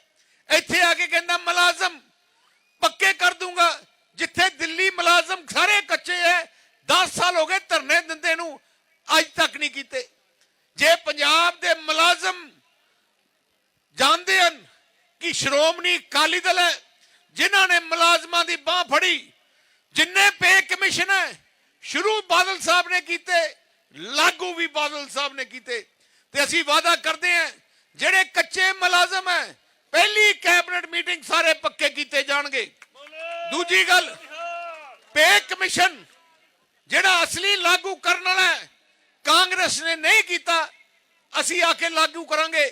ਇੱਕ 2004 ਦੀ ਪੈਨਸ਼ਨ ਬੜੀ ਮੁਲਾਜ਼ਮਾਂ ਦੀ ਮੰਗ ਹੈ ਸਾਨੂੰ ਸ਼ੁਰੂ ਕੀਤੀ ਜਾਏ 2004 ਦੇ ਬਾਅਦ ਮੁਲਾਜ਼ਮਾਂ ਦੀ, ਉਹ ਵੀ ਅਸੀਂ ਪਹਿਲੀ ਕੈਬਨਿਟ 'ਚ ਕਰਾਂਗੇ। ਦੂਜੀ ਇੱਥੇ ਜਿਹੜਾ ਕੰਢੀ ਏਰੀਆ, ਇੱਕ ਖਾਸ ਮਿਨਿਸਟਰੀ ਕੱਲੀ ਕੰਢੀ ਏਰੀਆ ਵਾਸਤੇ ਬਣਾਈ ਜਾਊਗੀ, ਜਿਹਦਾ ਕੱਲਾ ਬਜਟ ਪੰਜਾਬ ਦੇ ਵਿੱਚ ਬਜਟ ਜਿਹੜਾ ਹੋਊਗਾ ਕੰਢੀ ਏਰੀਆ ਵਾਸਤੇ ਅਲੱਗ ਹੋਊਗਾ। ਤਕਰੀਬਨ 20-22 ਹਲਕੇ ਹੈ ਜਿਹੜੇ ਕੰਢੀ ਏਰੀਏ 'ਚ ਆਉਂਦੇ ਹੈ, ਉਹ ਵਿਚਾਰੇ ਲੋਕ ਜਿਨ੍ਹਾਂ ਦੀਆਂ ਮੁਸ਼ਕਲਾਂ ਬਿਲਕੁਲ ਅਲੱਗ ਪੰਜਾਬ ਨਾਲੋਂ ਹੈ, ਉਹਨਾਂ ਤਰਫ ਕਿਸੇ ਨੇ ਅੱਜ ਤੱਕ ਧਿਆਨ ਨਹੀਂ ਦਿੱਤਾ। ਤੋ ਇਸ ਕਰਕੇ ਮੇਰੀ ਸੋਚ ਹੈ, ਮੈਂ ਪਹਿਲੇ ਹੀ ਕਹਿ ਚੁੱਕਾ ਵੀ ਜੋ ਗੁਪਤਾ ਜੀ ਮੇਰੇ ਕੋਲ ਆਏ ਸੀ, ਮੈਂ ਕਿਹਾ ਸੀ ਕਿ ਕੰਢੀ ਏਰੀਏ ਨੂੰ ਡਿਵੈਲਪ ਕਰਨਾ ਬੜਾ ਜ਼ਰੂਰੀ ਹੈ। ਤੇ ਖਾਸ ਕਰਕੇ ਪੀਣ ਵਾਲਾ ਪਾਣੀ ਜਿਹੜੀ ਵੱਡੀ ਸਮੱਸਿਆ ਹੈ, ਮੈਂ ਤੁਹਾਨੂੰ ਇੱਕ ਇੰਨੀ ਗਰੰਟੀ ਦਿੰਦਾ ਪਹਿਲੇ ਸਾਲ ਦੇ ਅੰਦਰ ਅੰਦਰ ਪੀਣ ਵਾਲਾ ਪਾਣੀ ਦੀ ਸਮੱਸਿਆ ਤੁਹਾਡੀ ਨਹੀਂ ਰਹੂਗੀ, ਮੈਂ ਤੁਹਾਨੂੰ ਅੱਜ ਗਰੰਟੀ ਦਿੰਦਾ। ਇੱਕ ਇੱਥੇ ਜਿਹੜੇ ਡੈਮ ਤੋਂ ਜਿਹੜੇ ਜਿਨ੍ਹਾਂ ਦੀ ਜ਼ਮੀਨਾਂ ਅਕਵਾਇਰ ਕੀਤੀਆਂ ਗਈਆਂ ਸੀ, ਗੁਪਤਾ ਜੀ ਨੇ ਮੈਨੂੰ ਹੁਣ ਗੱਲ ਦੱਸਿਆ ਕਿ ਉਹਨਾਂ ਨੂੰ ਨੌਕਰੀ ਬਾਰੇ ਉਹ ਵੀ ਅਸੀਂ ਕੈਬਨਿਟ, ਤੁਸੀਂ ਹੋਣਾ ਹੀ ਹੈ ਕੈਬਨਿਟ 'ਚ, ਦੱਸ ਦਿਓ। ਜੀ ਸਾਗਰ ਡੈਮ ਦੀ ਕਲੋਨੀ ਨੂੰ ਮਿੰਨੀ ਚੰਡੀਗੜ੍ਹ ਬੁਲਾਣਾ ਜੀ। ਆ ਜਿਹੜਾ ਨਹੀਂ, ਮੈਂ ਹੋਰ ਦੱਸਾਂ, ਆ ਜਿਹੜਾ ਡੈਮ ਦਾ ਇਲਾਕਾ ਤੁਹਾਨੂੰ ਹਲੇ ਕਿਸੇ ਨੂੰ ਨਹੀਂ ਪਤਾ ਕੀ ਹੋਣਾ ਜਿੰਨਾ ਮੈਨੂੰ ਪਤਾ ਹੈ। ਤੁਸੀਂ ਹੈਰਾਨ ਹੋ ਜਾਓਗੇ, ਲੋਕੀ ਦਿੱਲੀੋਂ ਸਿੰਗਾਪੁਰ ਜਾਂਦੇ ਆ, ਉਧਰ ਜਾਂਦੇ ਆ, ਐਜ ਆ ਟੂਰਿਜ਼ਮ ਹੱਬ ਬਣਾਉਂਗਾ ਇੱਥੇ, ਪੂਰਾ ਦੇਸ਼ ਤੇ ਬਾਹਰ ਦੇ ਲੋਕ ਇੱਥੇ ਆਉਣਗੇ। ਇੱਥੇ ਜਿਹੜਾ ਲੇਕ ਹੈ, 3 ਆਈਲੈਂਡ ਹੈ, ਤਿੰਨ ਇੱਥੇ ਛੋਟੇ ਛੋਟੇ 3 ਆਈਲੈਂਡ ਹੈ, ਹਰ ਆਈਲੈਂਡ 'ਚ ਇੱਕ ਵੱਡਾ ਲਗਜ਼ਰੀ ਹੋਟਲ ਹੋਊਗਾ। ਇੱਥੇ ਵੱਡੇ ਵੱਡੇ ਜਿਹੜੇ ਤੁਸੀਂ ਸਮੁੰਦਰ ਦੇ ਸ਼ਿਪ ਦੇਖਦੇ ਹੋ, ਉਹਨਾਂ ਨੂੰ ਉੱਥੋਂ ਲਿਆ ਕੇ ਇੱਥੇ ਕਿੰਨਾ ਡੈਮ ਦੇ ਵਿੱਚ ਚੱਲਣਗੇ। ਇੰਟਰਟੇਨਮੈਂਟ ਇੱਥੇ ਸਕਾਈ ਡਾਈਵਿੰਗ ਤੋਂ ਲੈ ਕੇ ਬਹੁਤ ਕੁਝ ਹੋਣਾ ਹੈ। ਇਹ ਜਿਹੀਆਂ ਚੀਜ਼ਾਂ ਹੋਣੀਆਂ ਕਿਉਂਕਿ ਆ ਕੱਲਾ ਮੇਰਾ ਹੀ ਸੁਪਨਾ ਹੈ। ਮੈਂ ਪਿਛਲੇ ਲਾਸਟ ਟੈਨਿਓਰ 'ਚ ਲੱਗਿਆ ਸੀ, ਪੂਰਾ ਨਹੀਂ ਕਰ ਸਕਿਆ, ਤੇ ਹੁਣ ਤੋਂ ਕਿਉਂਕਿ ਮੈਂ ਸੀਐਮ ਹੈ, ਕਰਨਾ ਸਭ ਤੋਂ ਸੌਖਾ ਹੈ। ਤੇ ਇਸ ਕਰਕੇ ਤੁਸੀਂ ਇਸ ਇਲਾਕੇ ਵਾਲੇ ਤੁਸੀਂ ਉਮੀਦ ਨਹੀਂ ਕਰ ਸਕਦੇ ਹੋਣਾ ਕੀ ਹੈ।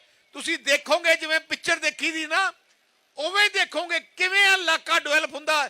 ਜਿਸ ਦਿਨ ਡਿਵੈਲਪ ਹੋ ਗਿਆ ਸਾਰੇ ਕਰੋੜਪਤੀ ਹੋ ਜਾਓਗੇ, ਜ਼ਮੀਨਾਂ ਲੱਭਣੀਆਂ ਨਹੀਂ ਇੱਥੇ। ਮੈਂ ਤੁਹਾਨੂੰ ਅੱਜ ਦੱਸਦਾ, ਲੋਕ ਸਭਾ 'ਚ ਆਪ ਦੇ ਸੀਐਮ ਫੇਸ ਭਗਵੰਤ ਮਾਨ ਨੇ ਕਿਸਾਨਾਂ ਦਾ ਚੁੱਕਿਆ ਮੁੱਦਾ।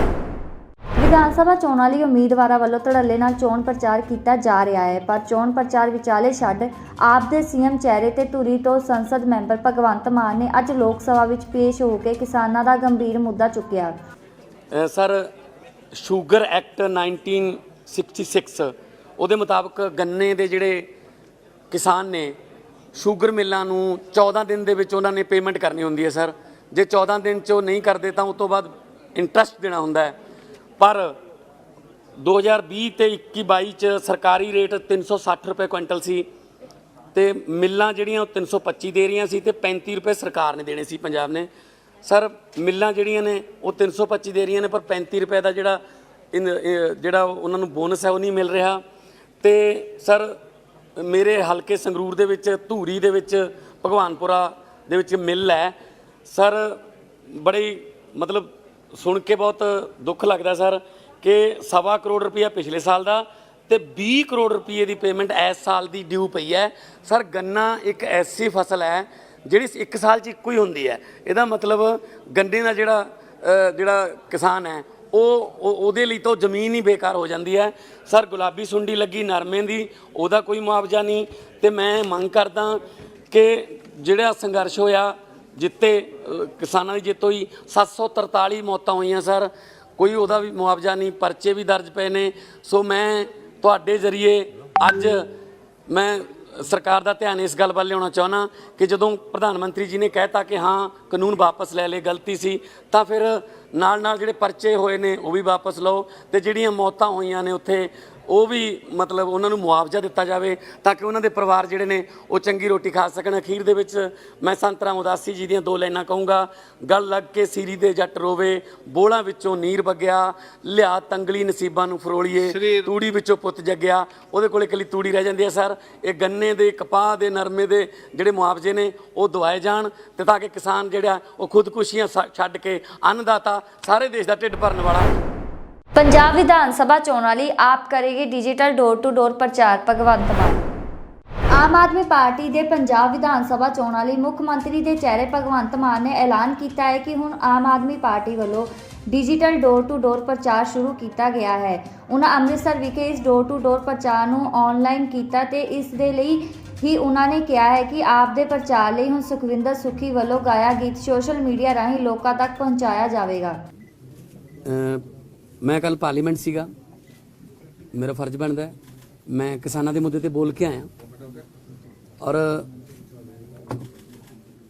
ਦੁੱਖ ਦੀ ਗੱਲ ਇਹ ਸੀਗੀ ਕਿ ਜਿਸ ਵੇਲੇ ਮੈਂ ਬੋਲ ਰਿਹਾ ਸੀ ਕਿਸਾਨਾਂ ਦੇ ਮੁੱਦੇ ਤੇ, ਭਾਵੇਂ ਉਹ ਗੰਨੇ ਦੇ ਕਿਸਾਨ ਨੇ, ਭਾਵੇਂ ਨਰਮਾ ਕਪਾਹ ਜਿਹੜੀ ਗੁਲਾਬੀ ਸੁੰਡੀ ਦੇ ਕਿਸਾਨ ਨੇ ਜਿਨ੍ਹਾਂ ਦੀ ਨਰਮੇ ਮਰ ਗਏ, ਭਾਵੇਂ 743 ਜਿਹੜੀਆਂ ਸੰਘਰਸ਼ ਮੌਤਾਂ ਹੋਈਆਂ ਜਾਂ ਪਰਚੇ ਦਰਜ ਜਿਹੜੇ ਹੋਏ ਨੇ ਉਹਨਾਂ ਦੇ ਵਾਪਸ ਲੈਣ ਦੀ ਗੱਲ ਹੋਵੇ, ਜਿਸ ਵੇਲੇ ਮੈਂ ਬੋਲ ਰਿਹਾ ਸੀ ਪੰਜਾਬ ਦੇ 12 ਦੇ 12 ਬਾਕੀ ਐਮਪੀ ਉੱਥੇ ਹੈ ਨਹੀਂ ਸੀ। 8 ਕਾਂਗਰਸ ਦੇ, 2 ਹਸਬੈਂਡ ਵਾਈਫ ਅਕਾਲੀ ਦਲ ਤੇ 2 ਬੀਜੇਪੀ ਵਾਲੇ, ਉਹ ਨਹੀਂ ਸੀ ਉੱਥੇ। ਜਦ ਕਿ ਚੋਣ ਪ੍ਰਚਾਰ ਮੈਂ ਇੱਕ ਦਿਨ ਪੂਰਾ ਛੱਡ ਕੇ ਗਿਆ ਤੇ ਪਰ ਮੈਨੂੰ ਇਹ ਚੰਗਾ ਲੱਗਿਆ ਕਿ ਮੇਰਾ ਫਰਜ਼ ਉੱਥੇ ਨਿਭਾਉਣਾ। ਮੇਰੇ ਲਈ ਉਹਨਾਂ ਦੇ ਮੁੱਦੇ ਉਠਾਉਣਾ ਵੱਡੀ ਗੱਲ ਹੈ। ਤੇ ਅੱਜ ਫਿਰ ਅਸੀਂ ਖੇਮਕਰਨ, ਪੱਟੀ, ਖਡੂਰ ਸਾਹਿਬ ਤੇ ਬਾਬਾ ਬਕਾਲਾ 4 ਵਿਧਾਨ ਸਭਾ ਕਰਾਂਗੇ। ਸਾਰੇ ਸਾਡੇ ਅੰਮ੍ਰਿਤਸਰ ਦੇ ਸਾਡੇ ਕੈਂਡੀਡੇਟ ਸਾਹਿਬਾਨ ਸਾਰੇ ਬੈਠੇ ਨੇ, ਬੜਾ ਅੱਛਾ ਕਰ ਰਹੇ ਨੇ ਆਪਣੀ ਆਪਣੀ ਜਗ੍ਹਾ ਤੇ। ਔਰ ਸਭ ਤੋਂ ਵਧੀਆ ਗੱਲ ਇਹ ਹੈ ਕਿ ਸਾਰੇ ਜਿਹੜੇ ਨੇ ਉਹ ਅਲੱਗ-ਅਲੱਗ ਫੀਲਡਾਂ ਤੋਂ ਨੇ। ਇੱਕ ਡਾਕਟਰ ਹੈ, ਇੱਕ ਆਫੀਸਰ ਰਹੇ ਨੇ ਤੇ ਇੱਕ ਸਮਾਜ ਸੇਵੀ ਨੇ, ਜੀਵਨ ਜੋਤ ਜੀ। ਮਤਲਬ ਸਾਡੇ ਸਾਰੇ ਵਰਗਾਂ ਨੂੰ ਇਹ ਰਿਪਰੈਜ਼ੈਂਟ ਕਰਦੇ। ਅੱਜ ਅਸੀਂ 2 ਡਿਜੀਟਲ ਲਾਂਚਿੰਗਸ ਨੇ। ਇੱਕ ਡੋਰ ਟੂ ਡੋਰ ਕੰਪੇਨ, ਉਹਦਾ ਨਾਮ ਹੈ ਡੋਰ ਟੂ ਡੋਰ, ਜਿਹਦੇ ਵਿੱਚ ਤੁਹਾਡੇ ਮੋਬਾਈਲ ਫੋਨ ਤੇ ਇੱਕ ਮੈਸੇਜ ਆਊਗਾ। ਤੁਸੀਂ ਕਲਿੱਕ ਕਰੋਗੇ ਤਾਂ ਤੁਸੀਂ ਅਰਵਿੰਦ ਕੇਜਰੀਵਾਲ ਜੀ ਤੇ ਭਗਵੰਤ ਮਾਨ ਤੁਹਾਡੇ ਘਰ ਦਾ ਦਰਵਾਜ਼ਾ ਖਟਕਾਉਣਗੇ, ਅੰਦਰ ਆਉਣਗੇ। ਉਸ ਤੋਂ ਬਾਅਦ ਇੱਕ ਟੌਪਿਕਸ ਆਉਣਗੇ, 11 ਏਜੰਡੇ। ਤੁਸੀਂ ਕਿਹੜੇ ਏਜੰਡੇ ਬਾਰੇ ਸਾਡੇ ਨਾਲ ਗੱਲ ਕਰਨੀ ਚਾਹੁੰਦੇ ਹੋ ਕਿ ਤੁਸੀਂ ਕੀ ਕਰੋਗੇ। ਫਰਜ਼ ਕਰ ਲਓ ਬਿਜਲੀ ਬਾਰੇ ਪੁੱਛ ਲਿਆ ਕਿਸੇ ਨੇ, ਮਹਿਲਾਵਾਂ ਦੀ ਸੁਰੱਖਿਆ ਬਾਰੇ ਪੁੱਛ ਲਿਆ ਕਿਸੇ ਨੇ, ਲਾਅ ਐਂਡ ਆਰਡਰ ਬਾਰੇ ਪੁੱਛ ਲਿਆ, ਤਾਂ ਉਹਦਾ ਜਵਾਬ ਦੇਵਾਂਗੇ। ਅਸੀਂ ਤੁਹਾਡੇ ਸਾਹਮਣੇ ਲਾਂਚ ਕਰਨਾ ਚਾਹੁੰਦੇ ਹਾਂ। ਇੱਕ ਤਾਂ ਇਹ ਹੈ, ਪਹਿਲਾਂ ਉਹ ਦੱਸ ਦਈਏ सुधीर जी, वो डोर टू डोर वाला चलेगा, चलाओ। हैं आ रहा है, कोई गल। तो एक तो ये है, तो दूजा जो सॉन्ग है सुधीर जी, सॉन्ग सुखविंदर इसे नगरी के वासी ने, वो जन्म भूमि उन्होंने यही है।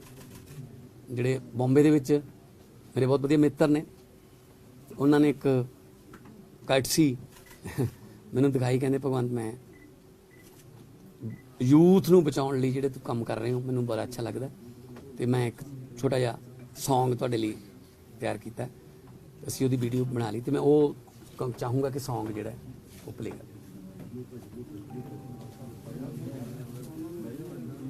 ਤੁਹਾਡਾ ਸਵਾਲ ਹੈ ਕੋਈ ਤਾਂ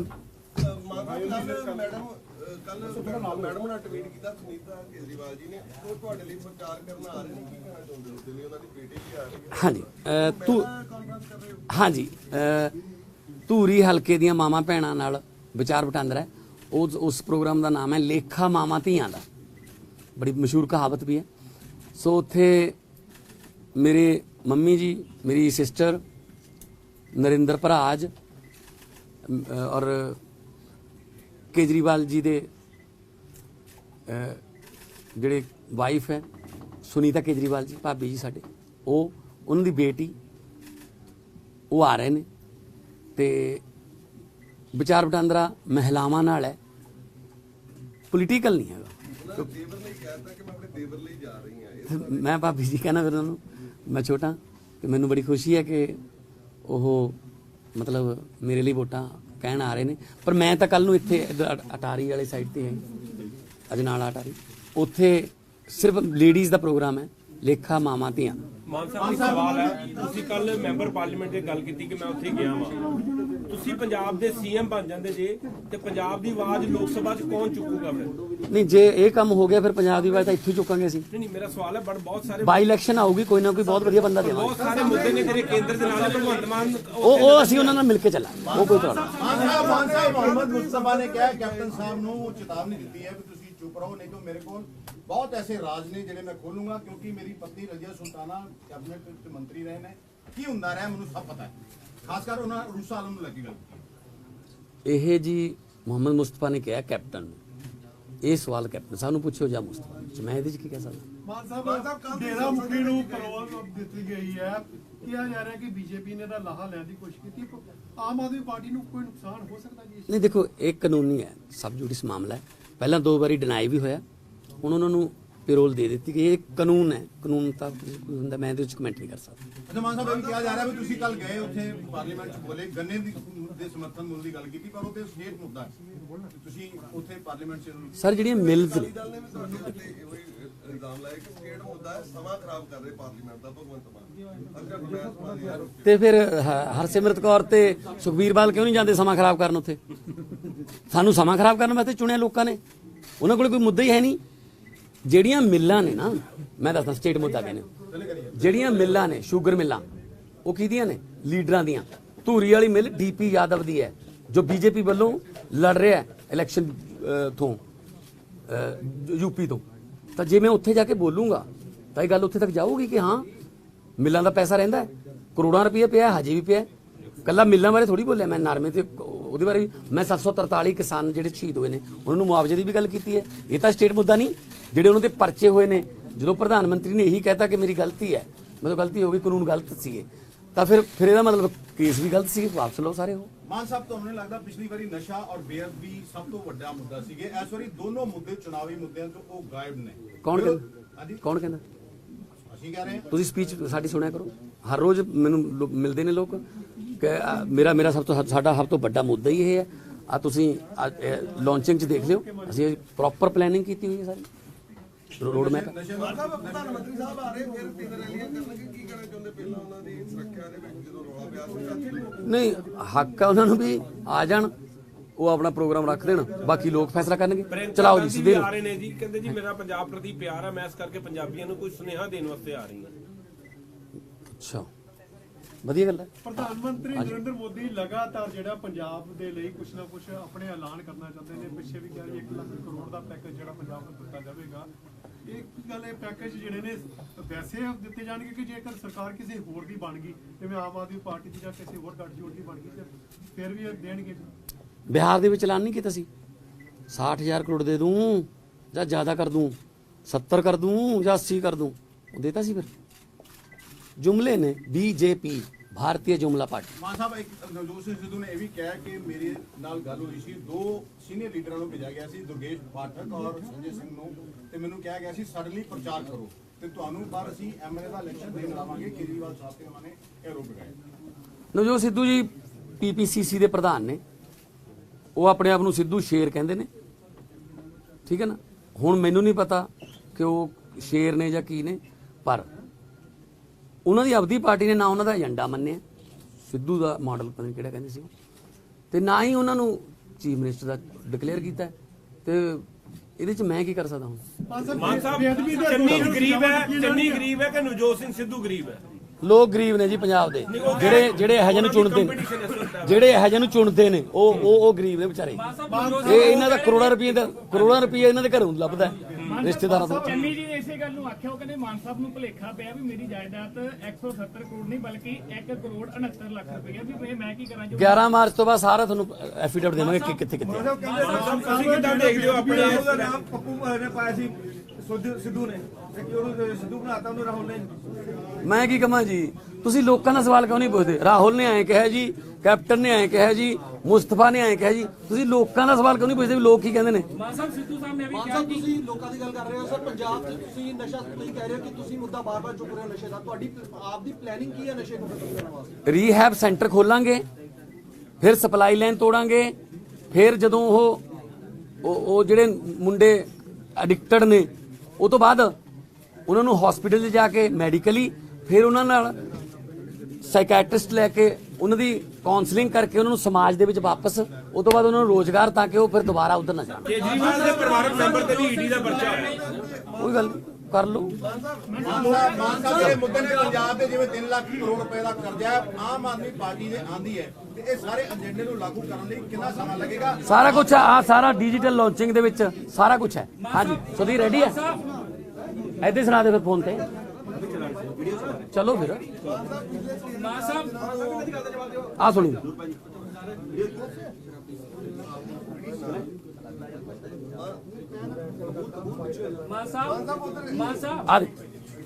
ਆਵਾਜ਼ ਕਰ ਦਈਏ,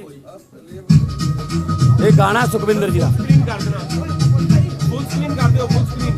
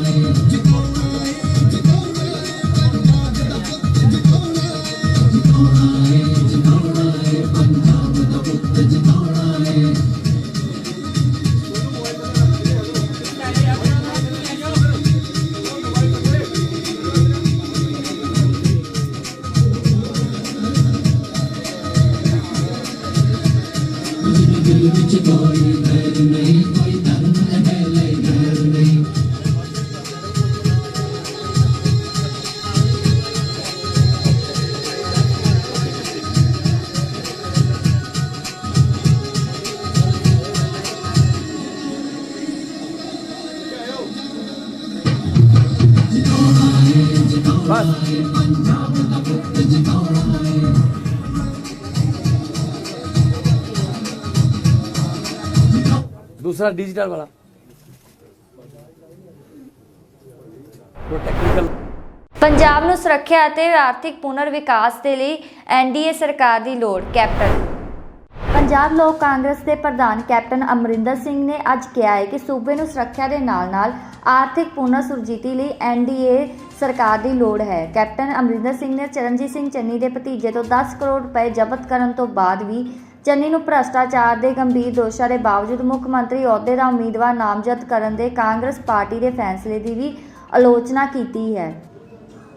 ਅੱਗੇ ਅਰਦਾਸ ਕਰਦੇ ਹਾਂ ਵਾਹਿਗੁਰੂ ਅੱਗੇ ਕਿ ਵਾਹਿਗੁਰੂ ਕੈਪਟਨ ਸਾਹਿਬ ਨੂੰ ਵੱਧ ਤੋਂ ਵੱਧ ਵੋਟਾਂ ਤੇ ਜਿਤਾ ਕੇ ਇਸ ਪਾਰਟੀ ਨੂੰ ਜਿਤਾਓ ਕਿ ਕੈਪਟਨ ਸਾਹਿਬ ਆਉਣ ਵਾਲੇ ਸੀਐਮ ਬਣ ਪੰਜਾਬ ਦੇ। ਕੈਪਟਨ ਸਾਹਿਬ ਨੇ ਦੱਸਣਾ ਚਾਹੁੰਦਾ ਤੁਹਾਨੂੰ ਜੋ ਪਿੱਛੇ ਜਿਹੇ ਇੰਸੀਡੈਂਟ ਹੋਇਆ ਸੀ ਉਹਨਾਂ ਦੇ ਨਾਲ ਸਾਡੇ ਵਕੀਲ ਭਾਈਚਾਰੇ ਨੂੰ ਜਿੱਥੇ ਮਨਾਂ ਤੇ ਠੇਸ ਪਹੁੰਚੀ ਉੱਥੇ ਸਾਡੇ ਕੰਮ ਵੀ ਰੁਕੇ ਨੇ। ਸਾਡੇ ਕੰਪਲੈਕਸ ਦੇ ਦੋਨੇ ਬਿਲਡਿੰਗਾਂ ਉੱਪਰ ਸੋਲਰ ਸਿਸਟਮ ਦਾ ਜਿਹੜਾ ਕੰਮ ਆ ਉਹ 70% ਕੰਪਲੀਟ ਹੋ ਚੁੱਕਿਆ ਸੀ, ਪਰ ਗਵਰਨਮੈਂਟ ਦੇ ਚੇਂਜ ਹੋਣ ਦੇ ਨਾਲ ਉਹ ਕੰਮ ਉੱਥੇ ਹੀ ਰੁਕਿਆ। ਸਾਡਾ ਜਿਹੜਾ ਇੱਕ ਕਨੈਕਟਿੰਗ ਪੈਸੇਜ ਸੀ ਉਹਦਾ ਕੰਮ ਵੀ ਉੱਥੇ ਹੀ ਰੁਕਿਆ। ਜਦੋਂ ਹੁਣ ਨਵੀਂ ਸਰਕਾਰ ਬਣੂਗੀ, ਕੈਪਟਨ ਸਾਹਿਬ ਸੀਐਮ ਬਣਨਗੇ, ਤਾਂ ਮੈਂ ਇਹੀ ਬੇਨਤੀ ਕਰਦਾ ਸਭ ਤੋਂ ਪਹਿਲਾਂ ਜਿਵੇਂ ਅੱਜ ਬਾਹਰ ਦੇ ਵਿੱਚ ਕੈਪਟਨ ਸਾਹਿਬ ਨੇ ਵੀ ਸ਼ੁਰੂ ਕੀਤੀ ਆ ਆਪਣੀ ਚੋਣ ਇਲੈਕਸ਼ਨ ਦਾ ਉਹ, ਤੇ ਫਿਰ ਵੀ ਇੱਥੇ ਆ ਕੇ ਸਭ ਤੋਂ ਪਹਿਲਾਂ ਸੀਐਮ ਬਣ ਕੇ ਪਟਿਆਲਾ ਬਾਗ ਦੇ ਵਿੱਚ ਆਉਣ ਤੇ ਸਾਡੀਆਂ ਜਿਹੜੀਆਂ ਮੰਗਾਂ ਨੇ ਉਹਨਾਂ ਨੂੰ ਪਹਿਲ ਦੇ ਲਾ ਕੇ ਹੱਲ ਕਰਨ। ਇੰਨਾ ਹੀ ਪੈਦਾ ਹੋਇਆ ਪੂਰੇ ਭਾਈਚਾਰੇ ਵੱਲੋਂ ਮੈਂ ਵਿਸ਼ਵਾਸ ਦਿਵਾਉਣਾ ਵੀ ਪੂਰਾ ਭਾਈਚਾਰਾ ਅੱਜ ਵੀ ਜਾਣਦਾ। ਤੁਸੀਂ ਸਾਨੂੰ ਚੈਂਬਰ ਬਣਾ ਕੇ ਦਿੱਤੇ ਇਸ ਗਵਰਨਮੈਂਟ ਦੇ ਵਿੱਚ, ਉਹਨਾਂ ਚੈਂਬਰਸ ਨੂੰ ਰੈਨੋਵੇਟ ਕਰਨ ਲਈ ਸਾਨੂੰ ਫੰਡ ਦਿੱਤੇ, ਨਵੀਂ ਲਿਫਟ ਦਿੱਤੀ। ਪਟਿਆਲਾ ਬਾਰ ਦੇ ਜਿਹੜੇ ਮੈਂਬਰਸ ਨੇ ਉਹ ਕਦੇ ਵੀ ਇਸ ਚੀਜ਼ ਨੂੰ ਨਹੀਂ ਭੁੱਲਣਗੇ ਜੋ ਤੁਸੀਂ ਬਾਰ ਨਹੀਂ ਕੀਤਾ। ਤੇ ਪੂਰੀ ਬਾਰ ਵੱਲੋਂ ਮੈਂ ਤੁਹਾਨੂੰ ਵਿਸ਼ਵਾਸ ਦਿਵਾਉਣਾ ਕਿ ਪੂਰੀ ਬਾਰ ਐਸੋਸੀਏਸ਼ਨ ਪਟਿਆਲਾ ਤੇ ਉਹਨਾਂ ਦੇ ਪਰਿਵਾਰ ਤੁਹਾਡੇ ਨਾਲ ਮੋਢੇ ਨਾਲ ਮੋਢਾ ਜੋੜ ਕੇ ਖੜਨਗੇ। ਧੰਨਵਾਦ।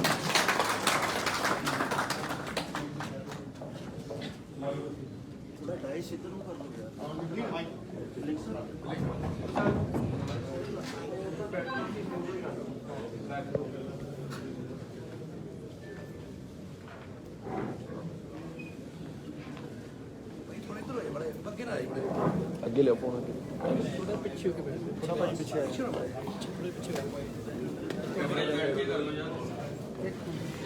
ਭਾਜੀ ਪਿੱਛੇ ਨਾ ਬੈਠੋ, ਬਹਿ ਜਾਓ ਵੀਰੇ, ਬਹਿ ਜਾਓ। ਮੇਰਾ ਕੈਮਰਾ ਵਿਚਾਰਾ ਇਧਰ ਬਹਿ ਜਾਓ ਥੱਲੇ ਚੌਂਕੀ ਭਾਜੀ ਕੋਲ ਉੱਠ ਜਾਓ ਭਾਜੀ, ਇਹ ਕੰਮ ਜ਼ਰੂਰੀ ਹੈ। ਕੋਈ ਨਹੀਂ, ਕੋਈ ਨਹੀਂ।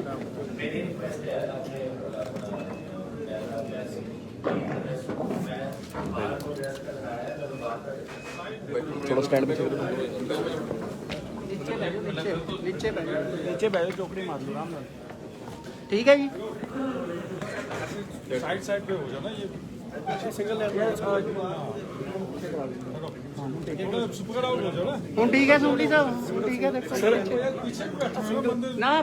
ठीक है ना सर, ऊपर से देख रहे ना। चलो सर करो शुरू।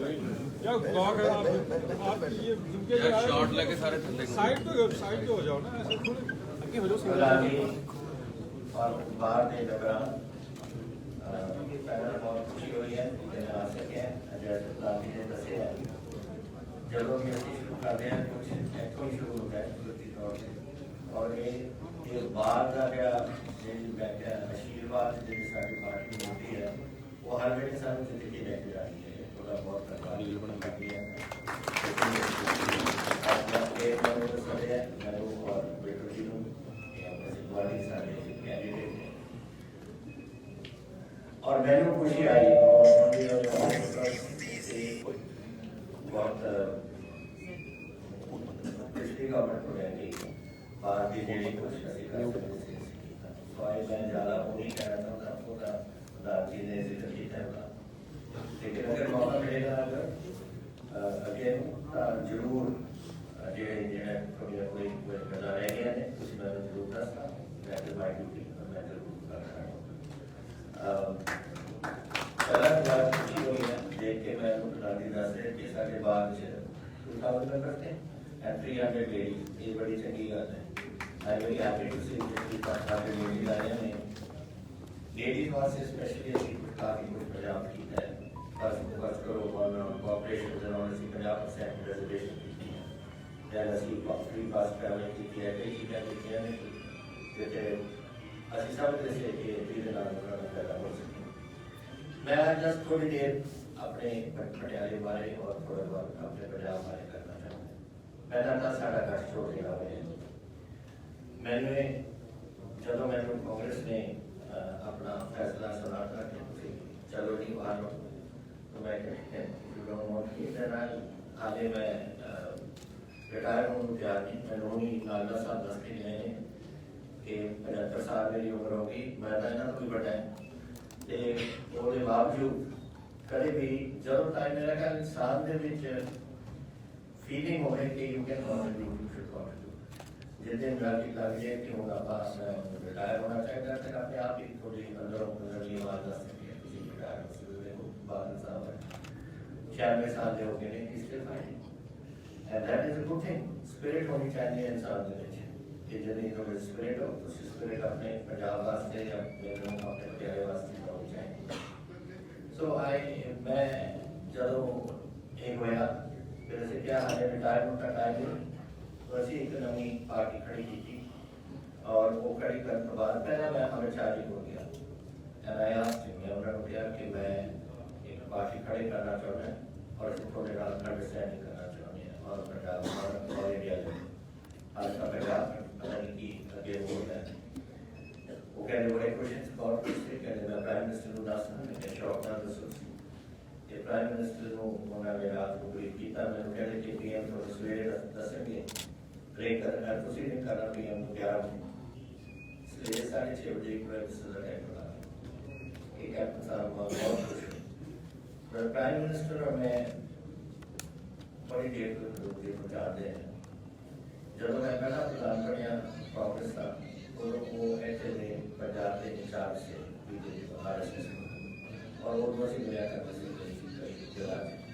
वो तो बाद में दूसरी गवर्नमेंट आई सारी पहली गवर्नमेंट सन 2002 मैं बड़े मुख्यमंत्री से वो गुजरात के मुख्यमंत्री से एंड उस बाद हूँ मैं इतना मुख्यमंत्री और प्राइम मिनिस्टर सो साडा कॉन्टैक्ट बड़ी देर करे सवेरे ही मैंने 6:30 कैप्टन साहब मुझे रात का मिनट दसा बताया मैं बहुत खुश हूँ, मैं बहुत खुश हूँ लग गया और कहते लोग हम 7 साल ही लगेंगे आजाद मेरा ख्याल ने लोग देना से पूरे पंजाब के आई होप देखो जी गल सानू असी नहीं समझते कि पंजाब की इकोनॉमिक सिचुएशन अच्छी है।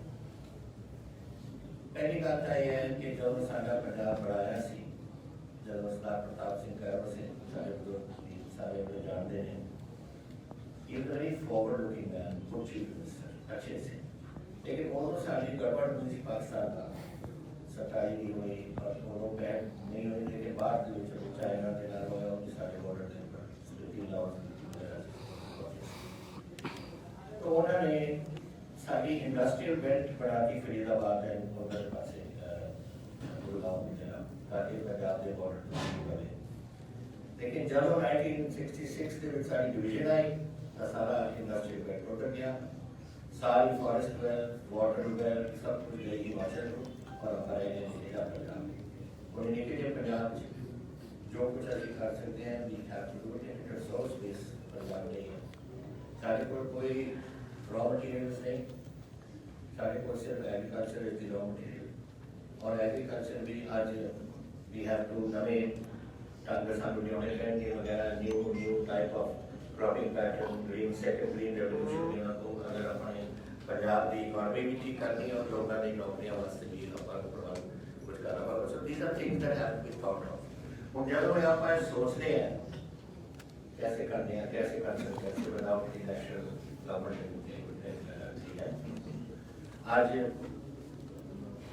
ये गवर्नमेंट जी है मोदी साहब की गवर्नमेंट 2 साल बाद इस पर जो मैं 100% अगले 5 साल जो नहीं होंगे दैट मींस 7 years का मोदी साहब की गवर्नमेंट है कि मैं गांधी है कि बीजेपी एंड ਉਹਨਾਂ ਤੋਂ ਸਾਨੂੰ ਲੋੜ ਹੈ ਅੱਜ ਜਿਸ ਤਰ੍ਹਾਂ ਤੁਹਾਨੂੰ ਇਕਨੋਮਿਕ ਇਸ਼ੂ ਦੀ ਦੱਸਦੇ ਟੇਕ ਤੁਸੀਂ you all know figures and facts ਅੱਜ ਤੁਸੀਂ your GSDP of Punjab is 5 lakhs and 35,000 crores that is our total GSDP Punjab and वो that 70% ਅਸੀਂ borrowing ਵਿੱਚ ਕਰ ਦਿੰਦੇ ਹਾਂ so we have no money left no resource base how do you run the state और आप पिछले दो तीन महीने हो गए 111 दिन चली हुआ है वो 30,000 करोड़ और जो साडा रिजर्व से होगी उन्होंने बात करके से कुछ कर this is not the way government करता अगर ਅਸੀਂ ਅੱਜ ਦੇ ਹਾਲਾਤ ਨਾਲ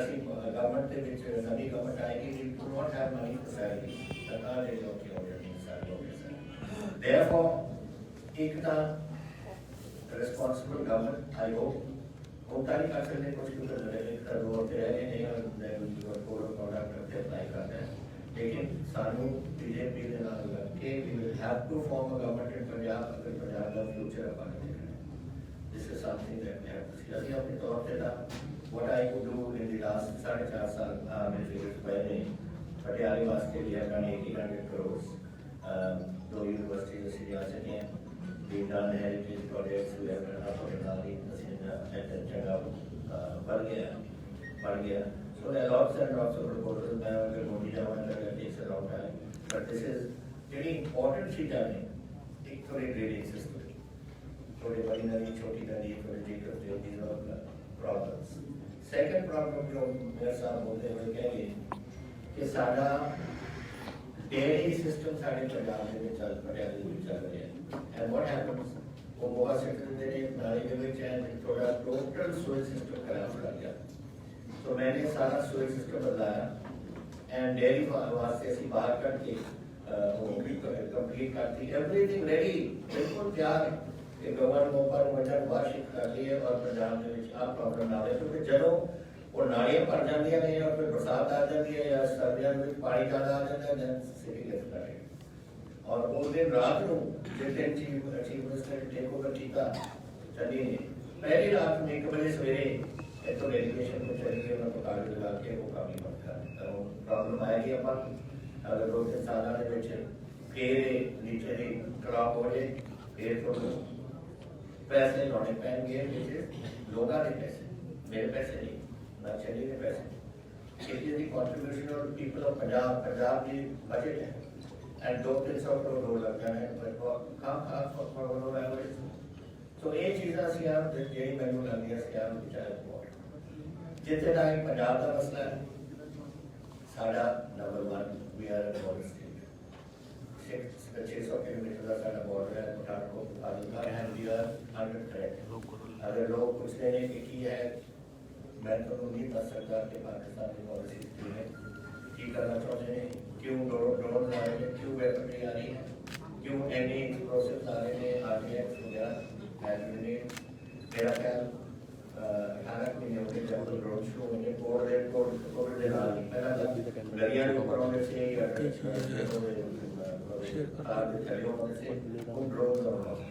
एंड ड्रोन की कैपेसिटी बढ़ रही है your endurance is going up and your capacity is going up तो आज जेड़ा रोला पिया सी कि 50 किलोमीटर दे देता बीएसएफ को what is it given for BSF को तो सिर्फ पंजाब दान नहीं करता या पंजाब के बहुत सारे हिंदुस्तान के बॉर्डर दान नहीं देते they are there with a purpose what is that purpose because पहला हमारा बॉर्डर पे से 5 किलोमीटर हो जाता and drones were coming शुरू 6 किलोमीटर 7 किलोमीटर डेली मेरी रिपोर्ट और इसी से पैस हो और ड्रोन है की होता सीधा normally to sending automatic rifles 3-4 pistols not ammunition cocaine heroin choice and also money वो पहुंच गए एक ड्रोन का कैपेसिटी होती थी वो कैपेसिटी बन के बहुत ज़्यादा और जब मैं क्यों 50 किलोमीटर बढ़े बिकॉज आई थिंक टू से जुलाई 31 या जुलाई 3 कुछ 2 ड्रोन साथ मिले 31 किलोमीटर इनसाइड पर जा वो 5 किलोमीटर मुताबिक और जिस तरीके का हम कैपेसिटी जा रही है both in carrying and in endurance you will see अगले कुछ समय के बीच दे रहे को 200 किलोमीटर से को 300 किलोमीटर पाकिस्तान की कुछ ऐसी सोच है now that is for us to keep it is the Punjab police and it is the national security agency जो है including border security force का मतलब भी border है border security and वो देखने वास्ते और ऐसे बगैर सोचे कि असेंबली से बिल आओ या you pass some resolution chief minister भी नहीं जानता कि what is talking about that is the home minister और ਤੁਸੀਂ ਬੋਲੀ ਜਾਓ ਕਿ ਇਹ ਗਲਤ ਹੈ ਸਾਰਾ ਪੰਜਾਬ ਹੈਂਡਲ ਕਰਦਾ ਤੁਹਾਨੂੰ ਯਾਦ ਹੈ ਪੰਜਾਬ ਦੇ ਵਿੱਚ ਇੱਕ ਐਜਾ ਹੌਕੀ ਘੜੀ ਦੇ ਵਿੱਚੋਂ ਆਪਾਂ ਗਏ ਉਹਦੇ ਵਿੱਚ ਸੀਆਰਪੀ ਬੀਐਸਐਫ ਦੀ ਆਰਮੀ ਇੰਡੀਅਨ ਆਰਮੀ ਸਾਰੀ ਵਿੱਚ ਸੀ ਉਹਦਾ ਮਤਲਬ ਇਹ ਤਾਂ ਨਹੀਂ ਕਿ ਅਸੀਂ ਹੈਂਡਓਵਰ ਉਹਨਾਂ ਨੂੰ ਕਮਾਂਡ ਕਰ ਦਿੱਤੀ। ਕਮਾਂਡ ਰਹਿਣੀ ਸੀ ਕਿ ਅਗਰ ਗਵਰਨਰ ਦਾ ਰੂਲ ਸੀ, ਗਵਰਨਰ ਦੇ ਕੋਲ ਅਗਰ ਆਇਆ ਉਹਨੂੰ ਆਏ ਸੇ ਸਟਾਰ ਆਪਣੇ ਬਰਨਾਲਾ ਸਾਹਿਬ ਚੀਫ ਮਿਨਿਸਟਰ ਔਰ ਉਹਨਾਂ ਦੇ ਕੋਲ ਸੀ। ਉਸ ਤੋਂ ਬਾਅਦ ਫਿਰ ਸਰਦਾਰ ਬਿਆਨ ਸਿੰਘ ਆਏ। ਸੋ ਸਿਵਲ ਕੰਟਰੋਲ ਐਂਡ ਮੈਨੇਜਮੈਂਟ ਉਹਨਾਂ ਦੇ ਕੋਲ ਹੀ ਰਹਿਣੀ ਸੀ, ਲੇਕਿਨ ਸਿਕਿਉਰਿਟੀ ਵਾਸਤੇ ਇਸ ਏਜੰਸੀ ਨੂੰ ਲਿਆਉਣੀਆਂ ਪਈਆਂ ਸੀ। ਔਰ ਐਂਡ ਪੰਜਾਬ ਐਸਾ ਸੁਧਰ ਗਿਆ। ਲੇਕਿਨ ਹੁਣ ਇਹ ਜਿਹੜੇ ਕੁਝ ਕਰ ਰਹੇ ਨੇ, ਕੀ ਆਬਜੈਕਟਿਵ ਹੈ ਪਾਕਿਸਤਾਨ ਦਾ? What do they want to do? ਕਿਉਂ ਹਥਿਆਰ ਆ ਰਹੇ ਨੇ? ਆਖਿਰਕਾਰ ਕੋਈ ਹਥਿਆਰ ਨਹੀਂ ਹੈ ਕਿ ਜਿਹੜੇ ਨਾ ਬੱਚਿਆਂ ਨੂੰ ਪੜ੍ਹਨ ਵਾਸਤੇ। It is the purpose. What is that purpose? We don't know. And I hope we are at the national level. I know national level पे बड़े सारा contact national level पे रहना Prime Minister with the national. Punjab 'ਚ BJP party ਸਭ ਤੋਂ ਭਰੋਸੇਮੰਦ ਬਣੀ। 5 ਰਾਜਾਂ 'ਚ ਬਣਾਵਾਂਗੇ ਬੀजेपी सरकार, पीएम मोदी। मैं समझता हूं कि मेरी पार्टी के जो वरिष्ठ नेताओं ने उस समय जो नीतियां बनाई, जो रणनीतियां बनाई, वो उस समय के लिए बहुत अनिवार्य थी और उसके कारण पंजाब की एकता, पंजाब के अंदर फिर से एक बार शांति का माहौल बने, पंजाब खून खराबे से बाहर निकले। और मैं मानता हूं कि भारतीय जनता पार्टी ने अपने राजनीतिक स्वार्थ के बजाय पंजाब का हित सुप्रीम माना और उसने राजनीतिक जो भी कॉम्प्रोमाइज करने की आवश्यकता थी किया। वो बहुत जरूरी था, इसलिए किया। हम पंजाब को खून खराबे से बाहर निकालना चाहते थे, हम पंजाब को शांति देना चाहते थे और उसके लिए अगर बीजेपी का नुकसान होता है तो होने देंगे, ये हमने होने दिया। बीजेपी तब भी पनप सकती थी, लेकिन हमारे लिए जरूरी था कि हम उस रास्ते पर चले जिसके कारण हम यहाँ पर सुख शांति का माहौल बनाने में और पंजाब को बाहर निकालने में उस संकट से बाहर आए। जहां तक राजनीति का सवाल है, आज भारतीय जनता पार्टी सबसे अधिक विश्वसनीय पार्टी के रूप में पंजाब में उभरी है। आपने देखा होगा बहुत बड़े वरिष्ठ लोग, समाज जीवन के वरिष्ठ लोग, जिनका राजनीति से लेना देना नहीं थे, वैसे बहुत बड़ी मात्रा में पिछले दिनों भारतीय जनता पार्टी ज्वाइन किया है। फिर जो राजनीति के बहुत बड़े महारथी हैं, ऐसे लोगों ने भी अपने पुराने दल छोड़ करके भारतीय जनता पार्टी टिकट दे या न दे, लेकिन भारतीय जनता पार्टी पंजाब के स्थिरता के लिए, पंजाब के विकास के लिए, पंजाब की शांति के लिए बहुत जरूरी है और इसलिए पंजाब में भारतीय जनता पार्टी का शासन बनना चाहिए। आज पंजाब से आवाज उठी है और इसलिए है हम आगे बढ़े हैं। आज 2 दल भारतीय जनता पार्टी के साथ जुड़ गए हैं। कैप्टन साहब और ढींडसा साहब बहुत पुराने लोग हैं जो राजनीति के वहां महारथी रहे, 3-3 दशक तक जिन्होंने वहां की राजनीति को दिशा दी है। ये लोग आज भारतीय जनता पार्टी को पसंद कर रहे हैं और इसलिए मैं मानता हूं कि भारतीय जनता पार्टी पहले की तुलना में बहुत ही यशस्वी होगी। ਅੰਮ੍ਰਿਤਸਰ ਦੇ ਦੁਰਗਿਆਣਾ ਮੰਦਿਰ ਨਤਮਸਤਕ ਹੋਏ ਵਿਕਰਮ ਮਜੀਠੀਆ। ਪੰਜਾਬ 'ਚ 20 ਫਰਵਰੀ ਨੂੰ ਹੋਣ ਜਾ ਰਹੀਆਂ ਵਿਧਾਨ ਸਭਾ ਚੋਣਾਂ ਦੇ ਸਬੰਧ 'ਚ ਸ਼੍ਰੋਮਣੀ ਅਕਾਲੀ ਦਲ ਦੇ ਸੀਨੀਅਰ ਆਗੂ ਵਿਕਰਮ ਮਜੀਠੀਆ ਅੱਜ ਅੰਮ੍ਰਿਤਸਰ ਦੇ ਸ਼੍ਰੀ ਦੁਰਗਿਆਣਾ ਮੰਦਿਰ ਵਿਖੇ ਨਤਮਸਤਕ ਹੋਏ। ਇਸ ਮੌਕੇ ਮਜੀਠੀਆ ਨੇ ਕਿਹਾ ਹੈ ਕਿ ਸ਼੍ਰੀ ਦੁਰਗਿਆਣਾ ਮੰਦਿਰ ਵਿਖੇ ਨਤਮਸਤਕ ਹੋ ਕੇ ਉਹਨਾਂ ਦੇ ਮਨ ਨੂੰ ਬਹੁਤ ਸਕੂਨ ਮਿਲਿਆ ਹੈ। ਇਸ ਮੌਕੇ ਤੇ ਉਹਨਾਂ ਨੇ ਪੰਜਾਬ, ਪੰਜਾਬੀ ਤੇ ਪੰਜਾਬੀਅਤ ਦੀ ਸੇਵਾ ਕਰਨ ਦਾ ਆਸ਼ੀਰਵਾਦ ਲਿਆ। ਬਹੁਤ ਸਤਿਕਾਰਯੋਗ ਕਮੇਟੀ ਦੇ ਜ਼ਿੰਮੇਵਾਰ ਸੱਜਣ ਖੰਨਾ ਜੀ, ਸਤਿਕਾਰਯੋਗ ਸ਼ਰਮਾ ਜੀ, ਮੇਰੇ ਨਾਲ ਆਏ ਬਜਾਜ ਸਾਹਿਬ, ਸਤਿਕਾਰਯੋਗ ਪ੍ਰੋਫੈਸਰ ਸਾਹਿਬ ਓਪੀ ਜੀ, ਸਾਰੀ मोजस शख्सियता, जय श्री राम, बोल साचे दरबार की जय। दिल दियां गहराइयां तो मैं थोड़ा सब दा धन्यवाद करदा कि अज ठाकुर जी दे चरनां च नतमस्तक होण दा, प्रभु जी दा आशीर्वाद लैण दा मौका परमात्मा ने आप कृपा करके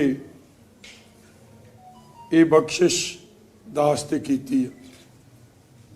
पंजाब नूं जे असी हसना वसना वेखना चाहुंदे आ, पंजाब च जे असी खुशहाली वेखना चाहुंदे आ, ਤੇ ਬੜਾ ਜ਼ਰੂਰੀ ਹੈ ਕਿ ਪੰਜਾਬ 'ਚ ਫਿਰ ਭਾਈਚਾਰਕ ਸਾਂਝ, ਹਿੰਦੂ ਸਿੱਖ ਏਕਤਾ, ਇਸ ਗੱਲ ਦਾ ਵੀ ਸਾਨੂੰ ਬੜਾ ਵੱਡਾ ਧਿਆਨ ਤੇ ਪਹਿਰਾ ਦੇਣਾ ਪੈਣਾ, ਕਿਉਂਕਿ ਪੰਜਾਬ ਦੀ ਇਹ ਇੱਕ ਤਰੀਕੇ ਦੀ ਰੂਹ ਹੈ। ਔਰ ਮੈਨੂੰ ਇਸ ਗੱਲ ਦੀ ਬੜੀ ਤਸੱਲੀ ਹੈ, ਜਿਵੇਂ ਸਤਿਕਾਰਯੋਗ ਸ਼ਰਮਾ ਜੀ ਨੇ ਗੱਲ ਕੀਤੀ ਹੈ, ਕਿਉਂਕਿ ਉਸ ਟਾਈਮ ਮੈਂ ਵੀ ਇੱਥੇ ਆਇਆ ਸਾਂ ਜਦੋਂ ਸ੍ਰੀ ਹਰਿਮੰਦਰ ਸਾਹਿਬ ਦਾ ਅਸੀਂ ਵਿਰਾਸਤੀ ਮਾਰਗ ਸ਼ੁਰੂ ਕੀਤਾ ਸੀ। ਉਦੋਂ ਸੁਖਬੀਰ ਜੀ ਨੇ ਇਹ ਗੱਲ ਕੀਤੀ ਸੀ, ਔਰ ਜਦੋਂ ਇਨੌਗਰੇਸ਼ਨ ਨੀਂਹ ਪੱਥਰ ਦਾ ਅਸੀਂ ਪ੍ਰੋਗਰਾਮ ਬਾਹਰ ਚੌਂਕ ਤੇ ਰੱਖਿਆ ਸੀ, ਜੋਸ਼ੀ ਸਾਹਿਬ, ਸੁਖਬੀਰ ਜੀ, ਅਸੀਂ ਸਾਰੇ ਇੱਥੇ ਆਏ ਸੀ ਕਿ ਸ੍ਰੀ ਅੰਮ੍ਰਿਤਸਰ ਸਾਹਿਬ ਦੀ ਸ਼ਾਨ, ਜਿੱਥੇ ਸ੍ਰੀ ਦਰਬਾਰ ਸਾਹਿਬ ਹੈ, ਉੱਥੇ ਦੁਰਗਿਆਨਾ ਮੰਦਿਰ, ਉੱਥੇ ਸਾਡਾ ਰਾਮ ਤੀਰਥ, ਉੱਥੇ ਹੀ ਸਾਡਾ ਜਲਿਆਂਵਾਲਾ ਬਾਗ, ਸ੍ਰੀ ਅੰਮ੍ਰਿਤਸਰ ਸਾਹਿਬ ਦੀ ਜਿਹੜੀ ਖੁਸ਼ਬੂ ਹੈ, ਜੇ ਭਾਈਚਾਰਕ ਸਾਂਝ, ਸਰਬ ਸਾਂਝੀਵਾਲਤਾ ਦਾ ਇਹ ਸੰਦੇਸ਼ ਔਰ ਸਰਬਪੱਖੀ ਵਿਕਾਸ ਹੋਊਗਾ, ਫਿਰ ਹੀ ਇਹ ਸੰਦੇਸ਼ ਸਾਰੇ ਪਾਸੇ ਜਾ ਸਕਦਾ ਹੈ। ਔਰ ਮੈਨੂੰ ਬੜੀ ਤਸੱਲੀ ਹੈ ਕਿ ਚਲੋ ਭਾਵੇਂ ਜੋ ਸੁਪਨਾ ਸੀ ਉਹ ਹਲੇ ਅਧੂਰਾ ਰਹਿ ਗਿਆ। God, with God's kindness, ਪ੍ਰਭੂ ਕਿਰਪਾ ਕਰਨ, we get another opportunity। ਜੋ ਪਿਛਲੇ 5 ਸਾਲ ਜੋ ਕੰਮ ਡੀਰੇਲ ਹੋ ਗਿਆ ਸੀਗਾ, ਉਹਨੂੰ ਵਾਪਸ ਪਟੜੀਆਂ 'ਚ ਪਾ ਕੇ ਇਸ ਇਲਾਕੇ ਦੀ ਇਕਨੋਮਿਕਲੀ, ਸੋਸ਼ਲੀ, ਹਰ ਪੱਖੋਂ ਅਸੀਂ ਰਲ ਮਿਲ ਕੇ ਤਰੱਕੀ ਕਰ ਸਕੀਏ। ਸੋ ਮੈਂ ਲੰਮਾ ਚੌੜਾ ਨਹੀਂ, ਕਿਉਂਕਿ ਅੱਜ ਸਿਰਫ ਤੇ ਸਿਰਫ ਆਸ਼ੀਰਵਾਦ ਔਰ ਤੁਹਾਡੀ ਕਿਰਪਾ ਕਰਕੇ ਇੱਥੇ ਆਏ ਆ।